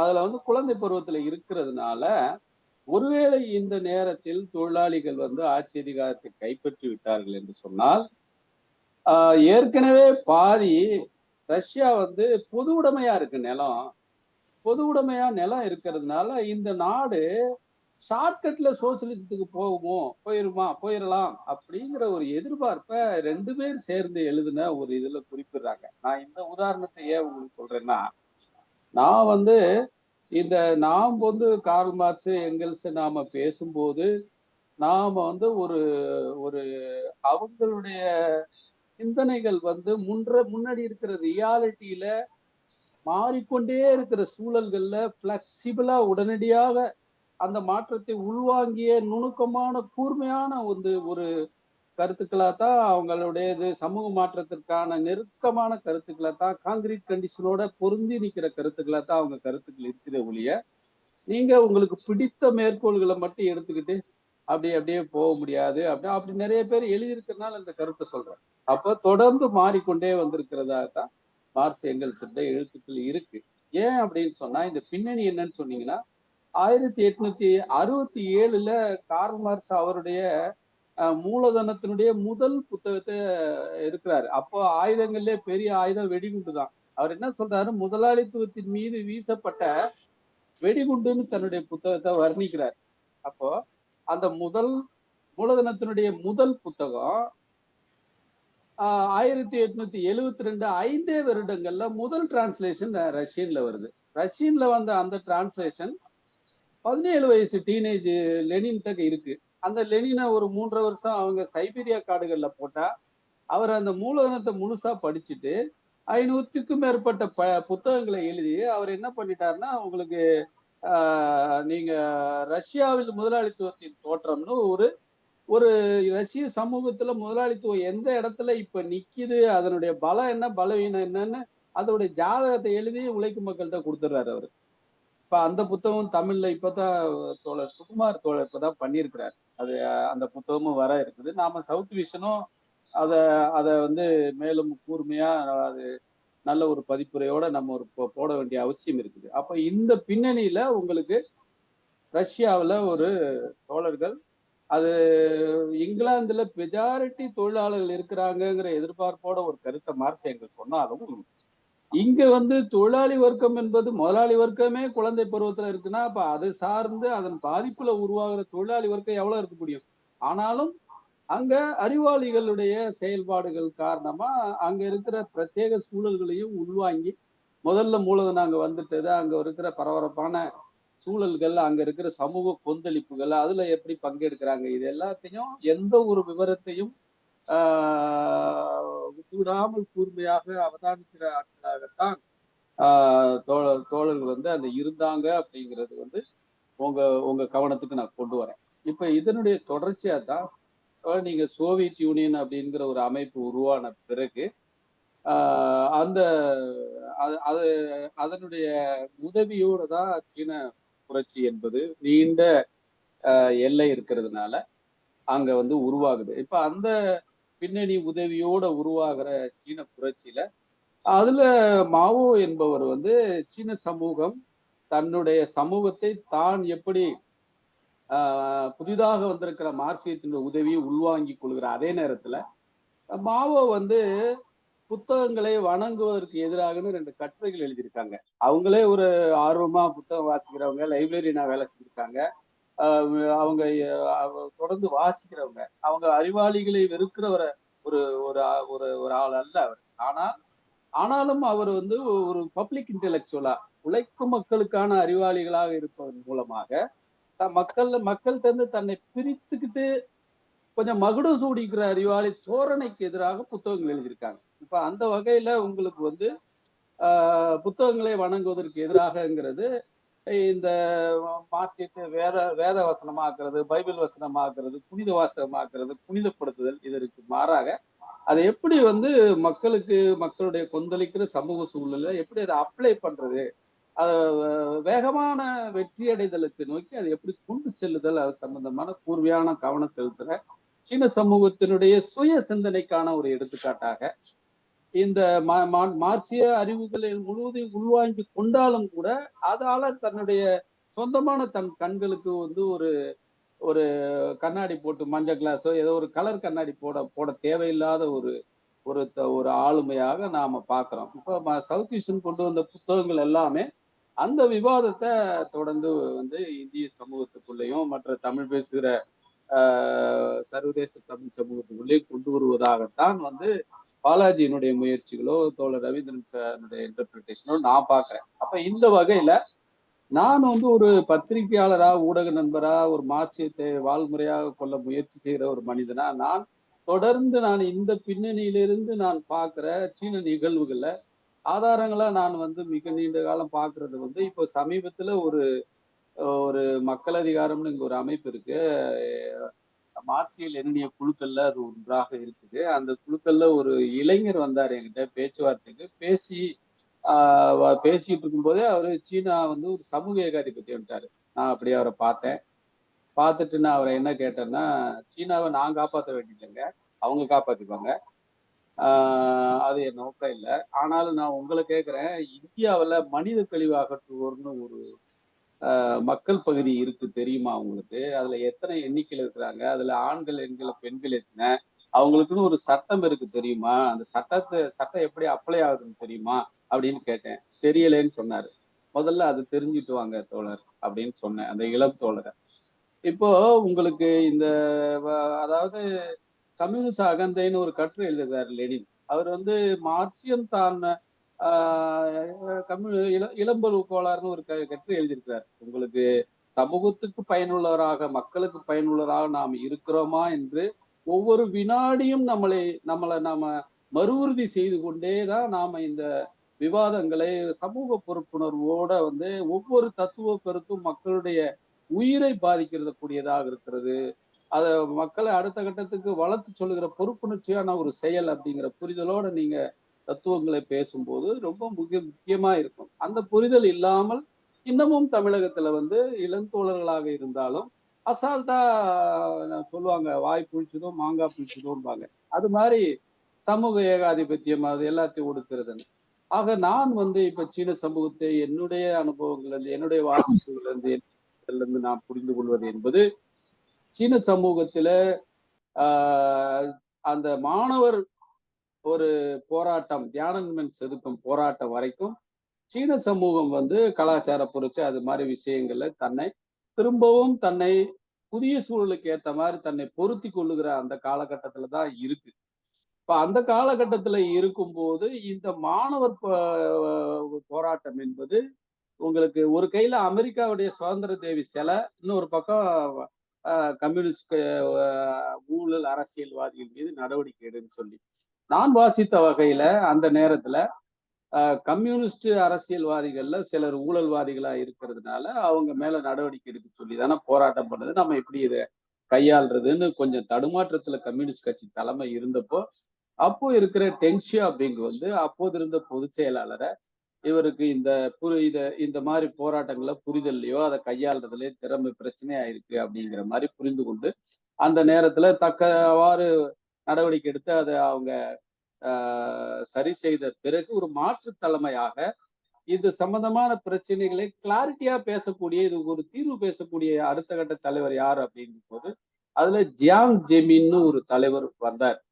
அந்த ஜியாங் ஜெமின்ங்கிற தலைவர் வந்து வந்தவுடனே அவர் கொடுத்த 3 விஷயங்கள் மிக முக்கியமானவை. அது வந்து நான் சீன சமூகத்தினுடைய அவங்க தன்னுடைய சமூகத்தை தானே புரிந்து கொண்டு தன்னுடைய இளைஞர்களுக்கான அடுத்த கட்ட வேலை திட்டத்துக்காக அவங்க உருவாக்கிய மிக முக்கியமான ஒரு அதுவரைக்கும் இருந்த அனுபவ சுருக்கமா நான் பாக்குறேன். அந்த வகையில அவர் சொன்ன 3 பிரதிநிதித்துவங்கள் என்னன்னு கேட்டீங்கன்னா, அவர் வந்து ஒவ்வொரு சீன கம்யூனிஸ்டும் 3 விதமான போக்குகளுடைய பிரதிநிதியாக இருக்கணும் அப்படின்னு அவர் விளக்குனார். அவர் என்ன சொன்னார்னா, சீன சமூகத்தினுடைய உற்பத்தி சக்திகளுடைய வளர்ச்சி போக்கை பிரதிபலிப்பவனாக ஒரு சீன கம்யூனிஸ்ட் இருக்க வேண்டும். அதே மாதிரி சீனாவினுடைய பண்பாடு எந்த வளர்ச்சியில எந்த திசையில வளருது என்பதை பிரதிபலிப்பவனாக ஒரு கம்யூனிஸ்ட் இருக்க வேண்டும். 3ஆவதாக சீன சமூகத்தினுடைய ஆக பெரும்பாலான மக்களின் நலன்களை பிரதிபலிப்பவனாக ஒரு சீன கம்யூனிஸ்ட் இருக்க வேண்டும். அதாவது ஒரே கம்யூனிஸ்ட் 3 போக்குகளை பிரதிபலிப்பவனாக இருக்க வேண்டும். இதற்கு அவர் வைத்த பேரு 3 ரெப்ரசன்ட். சீனாவினுடைய அரசியல் சாசனத்துல, சீனாவினுடைய கட்சியினுடைய ஸ்தாபனத்துல, கட்சி திட்டத்துல இது ஏற்றப்பட்டது. இது ரொம்ப மிக முக்கியமான புரிதல். அமெரிக்காவுக்கு போனா சுதந்திர தேவி சிலையோட வந்துடுறான்னு சீன கம்யூனிஸ்ட் வச்சு பயப்படல. அமெரிக்காவுக்கு நாளை அனுப்ப மாட்டேன்னு சொல்லல. இந்த புரிதலை ஏற்படுத்தி சீன சமூகத்தில இருந்து மாணவர்களை உலகமெங்கும் அனுப்புனாங்க. இப்ப அமெரிக்க அரசு தான் சீனாவுல கட்சி உறுப்பினரா இருக்கிறவங்க அவங்க குடும்பத்துல இருக்கிற பிள்ளைங்கள நாங்க வந்து எங்க அமெரிக்க பல்கலைக்கழகத்துல சேர்த்துக்க மாட்டோம்னு ஒரு விதிமுறையை வச்சிருக்கு. அவங்க என்னன்னா சீன கட்சி உறுப்பினர்ல இருந்து ஒரு தெளிவோட வரலாம இன்னும் கொஞ்சம் கூடுதல் குழப்பமா இருக்கிற ஆளை பார்ப்போம் அப்படிங்கிற மாதிரி அவங்க அடுத்த பின்வாங்கலுக்கு போற அளவுக்கு இவங்க இளைஞர் சமூகம் தயார்படுத்தப்பட்டதுனாலதான் மாணவர் போராட்டம் என்பது அதற்கு பிறகு வரலை என்பது என்னுடைய புரிதலா இருக்கு. அப்போ இந்த 3 ரெப்ரசன்ட் என்ற புரிதல் இன்னைக்கு கட்சி முழுவதும் கொல்லப்பட்டு அப்போதான் வந்து அந்த ஜியாங் ஜெமின் வந்து அவர் ஒரு சயின்டிஸ்டும் கூட. சீன ஜனாதிபதிகள்லயே ரஷ்ய பாஷையும் ஆங்கில பாஷையும் சரளமாக பேசக்கூடிய ஒரே கட்சி பொதுச் செயலாளர். அவரு அமெரிக்க ஜனாதிபதி போய் பார்த்துட்டு அவர் ஒருத்தர் தான் அமெரிக்க தொலைக்காட்சியில ஆங்கிலத்துல பேசி பேட்டி கொடுத்தவர். அந்த செய்தியாளர் கேட்கிறாரு அவர்கிட்ட, நீங்க வந்து தியானன்மென்ட் சதுக்கத்துல வந்து ஒரு டாங்கி முன்னாடி ஒருத்தர் டாங்கியை மறிச்சுக்கிட்டு நிக்கிறாரு, அவர் இப்படி எல்லாம் அடக்குமுறை பண்ணீங்கன்னா அவரு அருமையா சொன்னாரு, அந்த டாங்கியை மறைச்சுக்கிட்டு இருக்கிற மனிதனை நாங்க கைது பண்ணலன்னு சொன்னார்.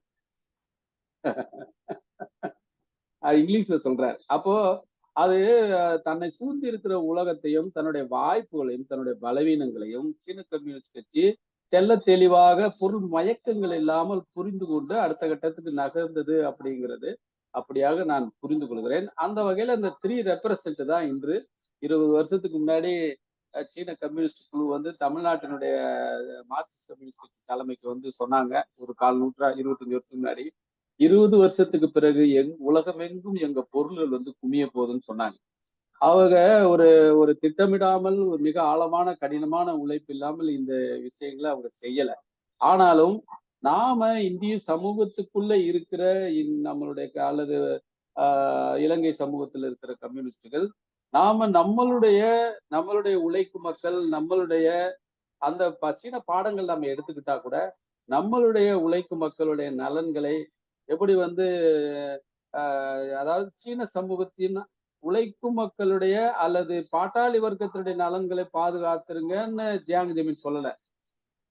ஆக பெரும்பாலான மக்களின் நலன்களை நீங்கள் வந்து பிரதிபலிக்கிறவரா நீங்க இருப்பது என்பதால இன்னைக்கும் சீன ஜனாதிபதி என்ன செய்யறாங்கன்னா சீனாவின் சிறுபான்மை தேசிய இனங்கள் அனைத்தையும் உள்ளடக்கிய சீன மக்களை நான் வந்து பிரதிநிதிக்கிறேன் அப்படின்னு ஒவ்வொரு முறை பேசும் போதும் சீன மக்கள்னு சொல்ல மாட்டாரு. அவர் தேசிய இனங்களை அவருடைய உரையில குறிப்பிடுற ஒரு பழக்கத்தை வச்சிருக்கிறாரு. அந்த வகையில தோழர் ரவீந்திரன் சொல்ற மாதிரி அவங்க அந்த வர்க்கவாத கண்ணோட்டத்திலிருந்து வெளியே வந்து அவங்க வந்து முழுமையாக ஒரு சமூகத்தை ஒட்டுமொத்தமாக எடுத்துக்கொள்ளுதலும் அதுல எந்த இடத்துல இருந்து தன்னுடைய வளர்ச்சியை முடுக்கி விடுகிறது 400 கால் பாய்ச்சல்ல எப்படி வளருவது என்பது சம்பந்தமான சுய சிந்தனை என்பது அவர்கிட்ட இருப்பதை நான் உணர்றேன்.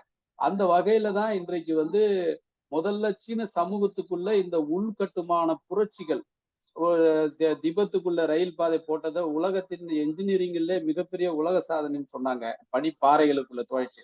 அப்போ சீன இன்ஜினியர்கள் வந்து சீன சமூகத்துக்குள்ள செய்த ஏகப்பட்ட கட்சி உறுப்பினர்களாக செய்யப்பட்ட அந்த சாதனைகள் இன்று வந்து ஆப்பிரிக்காவிலையும் லத்தீன் அமெரிக்காவிலையும் வங்கதேசத்திலையும் உலகம் முழுவதுமாக அந்த உள்கட்டமைப்பு அதாவது உற்பத்தி சக்திகளுடைய வளர்ச்சியை சீன கம்யூனிஸ்ட் கட்சி சீன சமூகத்தின் உற்பத்தி சக்திகளை வளர்ச்சியை பிரதிபலிக்கணும் என்ற சொன்ன அந்த வார்த்தை என்பது சீன சமூகத்துக்காக சொல்லப்பட்ட அந்த 3 பிரதிநிதித்துவங்களின் முக்கியமான பிரதிநிதித்துவம் என்பது இன்றைக்கு சீன சமூகம் ஓரளவுக்கு உள்கட்டுமானத்தில் பூர்த்தி செய்ய ஆன பிறகு மலை கிராமங்கள்லாம் இணைக்கப்பட்ட பிறகு அது சீனாவுக்கு வெளியிலே உள்கட்டமைப்பு பலவீனமாக இருக்கிற இலங்கை உள்ளிட்ட ஆப்பிரிக்க நாடுகள் உள்ளிட்ட எல்லா இடத்திலும் துறைமுகங்கள் கட்டுவதாக பாலங்களை கட்டுவதாக அவங்களுடைய தொழில்நுட்பத்துல வேற அமெரிக்க சயின்டிஸ்ட் பொறியியல் விஞ்ஞானிகள் கூட பக்கத்துல வர முடியாத பெரும் சாதனைகளை பண்ணுவதாக சீன சமூகம் தனக்கான இதாக ஏற்படுத்தி கொண்டதை இன்றைக்கு ஒரு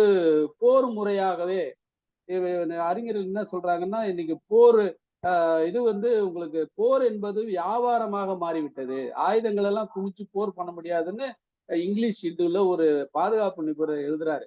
போர் என்பது ஆயுதங்களை குவிப்பதாக இல்ல, போர் என்பது வியாபாரமா மாறிட்டது. அப்ப போர் என்பது இன்னைக்கு உற்பத்தி சக்திகளை வளர்ப்பதாக இருக்குது.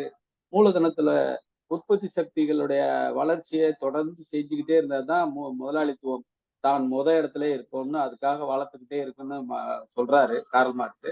ஆனால் தற்காலிகமாக இன்று வந்து சீன கம்யூனிஸ்ட் கட்சி உற்பத்தி சக்திகளை தன்னுடைய கட்டுப்பாட்டுக்குள்ளே 4G 5G தொழில்நுட்பத்தை தன்னுடைய கட்டுப்பாட்டுக்குள்ளே ஒரு கணிசமான பகுதியை அறிவியலை எப்படி வந்து இங்கிலாந்து ஒரு காலத்தில் அறிவியலுடைய இதா இருந்தா அந்த மாதிரி உலகத்தின் உற்பத்தி தொழிற்சாலையாக சீன கம்யூனிஸ்ட் கட்சி தன்னை வளர்த்திருக்குது.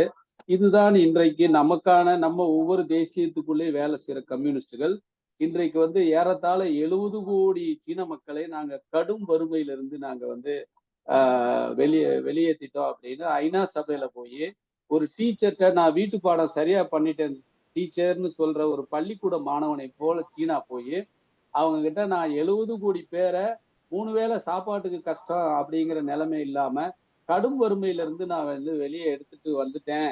நான் அதை எப்படி செஞ்சேன், எத்தனை லட்சம் பேர் இன்வால்வ் ஆனாங்க, முன்னேற பணியாளரா எத்தனை பேர் இருந்தாங்க, எத்தனை கிராமங்கள்ல என்ன மாதிரி கமிட்டிகள் அமைக்கப்பட்டது, எப்படி ஒவ்வொரு குடும்பத்தையும் நாங்க பட்டியலிட்டோம், எத்தனை பேர் போனாங்க, அவங்க செஞ்ச வேலைன்னு ரிப்போர்ட் கொடுத்தத நாங்க மறு தணிக்கையாக ஆடிட்டிங் பண்ணோம். பல்கலைக்கழகங்கள் மூலமாக எப்படி ஆடிட்டிங் பண்ணோம், இதுல எத்தனை பேர் இந்த பணியில உயிர் தியாகம் செய்தாங்க, இது எல்லாத்தையும் கொண்ட டாக்குமெண்ட்டை ஐநா சபையில கொடுத்துட்டு 1000க்கும் மேற்பட்ட அரசியல் கட்சிகளை ஆன்லைன் மீட்டிங்ல கூப்பிட்டு திரட்டி, அப்ப நான் இந்த மாதிரி பண்ணியிருக்கேன், நீங்க என் அனுபவம் பயன்படுதா பாருங்க அப்படிங்கிற மாதிரி இன்று மனித சமூகத்துல ஒரு அதனுடைய சமூக பார்வைய அதாவது அவங்க வந்து நம்மளுடைய எதிர்காலம் என்றது கூட்டா நாமெல்லாம் பகிர்ந்துக்கிறதுன்னு சீன ஜனாதிபதி சொல்றாரு, ஷேர்டு ஃபியூச்சர் அப்படின்னு. அப்படியே அவங்க ஒரு பெர்ஸ்பெக்டிவாக ஒரு செக்டேரியனா மாறிடாம அதை வந்து இணைப்பவர்களாக ரொம்ப நுணுக்கமா மாற்றி இருக்கிறாங்க. அதனால இன்னைக்கு வந்து ஒரே ஒரு பவர் சென்டரா இருந்த உலகம் இன்றைக்கு பாலாஜி குறிப்பிட்டது போல இந்த பக்கம் புட்டின் வந்து 1990 வரைக்கும் பார்ட்டி மெம்பரா இருந்தவர், இன்று வந்து அவர் வந்து பழைய ரஷ்ய சமூகத்தினுடைய அனுபவங்கள் எல்லாத்தையும் உள்வாங்கியவராக, அதாவது எல்சினுக்கு பிறகு அவர் வந்த உடனே கிளின்டன் கேட்டாராம் எல்சின்ட்ட, அமெரிக்காவுக்கு சாதகமான ஆளைத்தானே அடுத்த ஜனாதிபதியா கொண்டு வர்ற அப்படின்னா, ஆமா ரொம்ப சாதகமானவரா தானே இவர் அதிகாரபூர்வமா எல்சின் பதில் சொல்லியிருக்கிறாருன்னு ஒரு ரகசிய ஆவணங்கள்லாம் இப்ப வெளியாச்சு. ஆனா ஒரு உளவுத்துறை காவலரா இருந்த ஒரு இன்று ஜனாதிபதியா மாறி இருக்கிறவர் உலக சூழல்கள் நிலவரங்களை சரியாக புரிந்தவராக சீனத்தோட இணைந்து நின்று இன்று ஒரு பவர் சென்டரா இருக்கிற உலகத்தை பல அதாவது ஒரு மல்டிபோலார் உலகமாக மாற்றி கொண்டிருக்கிற இந்த சூழல்ல மிக நுணுக்கமான வேலைகளை செய்து ஒவ்வொரு அடியாக முன்னேறி கொண்டிருக்கிறாங்க. பாலாஜி குறிப்பிட்ட போற பிரிக்ஸ் டீகாலரைசேஷன் இதெல்லாம் நடந்து கொண்டிருக்கு. ஒரு மிகப்பெரிய மாறுதல் காலகட்டத்தில் நம்ம இருக்கிறோம். ஆப்பிரிக்கால பிரெஞ்சு ஏகாதிபத்தியம், அமெரிக்க ஏகாதிபத்தியம், இராணுவ படைகள்லாம் கிளம்பு அப்படின்னு சொல்லி அனுப்பி கொண்டிருக்கிறாங்க. ஆயுதம் சார்ந்த விஷயங்கள், இராணுவ ஆயுதங்கள்லையும் மிக ஆழமான அறிவியல் சாதனைகள் நடந்து கொண்டிருக்குது. தொடர்ந்து இப்ப மிலிட்ரி சயின்ஸ்லையும் வேகமாக வந்து சீனாவும் ரஷ்யாவும் இணைந்து முன்னேறி கொண்டிருக்க இந்த சூழல்ல நாம இவங்க அந்த புதிய மாற்றங்கள்ல இருந்து புதிய சீன அனுபவங்கள்ல இருந்து நமக்கான அனுபவங்கள் நம்ம எந்த சமூகத்துல வேலை செய்யறோமோ நம்ம சமூகங்கள்ல நம்மளுடைய மக்களுடைய நலனை நம்ம முதலிடத்துல வைத்து சீனத்தை சீனம் காப்பாத்திக்கிறோம். நம்ம வந்து அந்த என்ன சொல்றது, கடவுள் இருப்பதும் இல்லை என்பதும் கவைக்கு உதவாத வெறும் பேச்சு கஞ்சிக்கு இல்லாதார் அப்படின்னு சொல்லுவார். அது போல இன்னைக்கு சீனம் சம்பந்தமான விஷயத்தை பேசுறதே கூட ஒரு செயல் தந்திரத்தோட பேச வேண்டியிருக்கு. ஒரு பக்கம் சமூக ஏகாதிபத்தியம்னு ஒரு போக்கு பேசப்படுது அப்படின்னு சொன்னா நாம வந்து மொத்தமும் அவரை போற்றி பாடடி பெண்ணேன்னு நம்ம பண்ணவும் தேவையில்லை. ஆனா முழுமையா அந்த அனுபவங்களை நாம எடுத்து நாம நம்மளுடைய சமூகத்தை நம்மளுடைய இளம் எம்பவர் பண்ணி அடுத்து நாம வந்து கொண்டு போறோம் அப்படின்னு கேட்டுக்கொண்டு என்னுடைய உரையை முடித்துக் கொள்கிறேன். நன்றி, வணக்கம். பாலாஜி. நிதி, தேவர் உடம்பு சரியில்லை போகுது. ஆமா, அவரால் பேச கஷ்டப்படுவாரு. கேளு ஒரு தடவை. கேட்டு சொல்லிட்டார். ஆமா, வேண்டாம். அவருக்கு விட்டுருவோம், அவரு பேச வேண்டாம். அப்புறம் ஒன்னா திருப்பி என்ன பிபி விட்டுடுவோம் இல்லையா? உங்களுக்கு ஏதாவது கருத்து இருக்குதா பிபி? இல்ல, நல்லா இருந்துச்சு. நிறைய விஷயங்கள் அறியக்கூடிய இருந்துச்சு. நீங்க சொன்ன விஷயங்கள் எல்லாம் ரொம்ப இதா இருந்துச்சு. நீங்க ஒவ்வொரு விஷயத்தையும் படிப்படியா நீங்க சொல்லி உங்களுக்கு ஏற்பட்ட மாற்றம் அது ரொம்ப நல்லா இருந்துச்சு. மற்ற 2 பேரும் சொன்னதுகள் கொஞ்சம் கடுமையான அரசியலா இருந்தா கூட அது நல்லா இருந்துச்சு. சந்தோஷம் இப்படி கதைக்க கிடைச்சது, கேட்க கிடைச்சது. எனக்கு ஒரே ஒரு தான், ட்விட்டர்ல வந்து விஜய் பிரசாத் வந்து அந்த மார்னிங் டெலியூஜின்னு அந்த புஸ்தகம், அந்த புஸ்தகத்தை வந்து அவங்க வீட்டில் இருந்தது அவங்க அம்மா படிச்சாங்களாம். ஹான்ஸ்வீனும் அவங்க அம்மாவும் நண்பர்கள். அப்படின்னு சொல்லி அதெல்லாம் சொல்லிட்டு October 1st 75 years of அப்படின்னு போட்டிருந்தாரு பாருங்க. அப்பதான் அது ஒரு பாய்ச்சல் வேகத்துல உடனே ரவி நீதிக்கு போன் பண்ணி 75 வருஷத்தை நம்ம கொண்டாடலன்னா யாரு கொண்டாடுவாங்க அப்படின்னு. அது சரி, அதோட சேர்ந்து இன்னைக்கு இருக்கிற விஷயங்களோட சேர்த்து வரலாறோட பேசுவோம் அப்படின்னு. அதான் 49க்கு முன்னாடி இருக்கிற வரலாறு இன்னும் பெரிய அளவுக்கு மேற்குலகுக்கு ஒண்ணுமே தெரியாது, கொஞ்சம் கொஞ்சம் தான் தெரியும். இப்ப நிறைய இவரு சப்ஸ்டாக்னு ஒரு ஆப் வந்திருக்கு, நீ பாத்தீங்களா? இல்லையே, பார்க்கலையே. சப்ஸ்டாக் நான் அனுப்புறேன் உங்களுக்கு. ரொம்ப அற்புதமா இருக்குது. அதுல நீங்க ஜஸ்ட் அது அந்த ஆப் இது பண்ணீங்கன்னா அதுக்குள்ள நிறைய விஷயங்கள் நிறைய பேர் போடுறாங்க. அவ்வளோ தகவல்கள் சீனாவை பத்தி ஒரு அப்புறம் டிஎம்ஹெச்னு ஒரு இது, தி மெமரி ஹோல்னு சொல்லி நிறைய சிஏனுடைய பழைய டாக்குமெண்ட்ஸ் எல்லாம் எடுத்து போட்டு ஒரு சோஷியல் மீடியாவோ? ஆமா, சோசியல் மீடியா இது மாதிரி ட்விட்டர் மாதிரி. ஆனா ட்விட்டர் ரொம்ப மோசமாயிடுச்சு, பெரிய அளவுக்கு உதவி செய்யல. ட்விட்டர்ல நிறைய எழுதாம லிங்க மட்டும்தான் போடக்கூடியதா இருக்கு. இப்போ சப்ஸ்டாக் ரொம்ப இது நாமளே கூட நம்ம ஒரு பிளாக் மாதிரி ஏற்படுத்திக்கணும்னா பண்ணிக்கலாம், அப்படி இல்ல ஒரு வாய்ப்பு இருக்குது. அதுக்குள்ள நிறைய பேர் வந்து வராங்க, ரொம்ப ரேடிக்கலா இருக்குது. நான் உங்களுக்கு அந்த லிங்க் அனுப்புறேன் சப்ஸ்டாக், நீங்க அது ஃபாலோ பண்ணுங்க.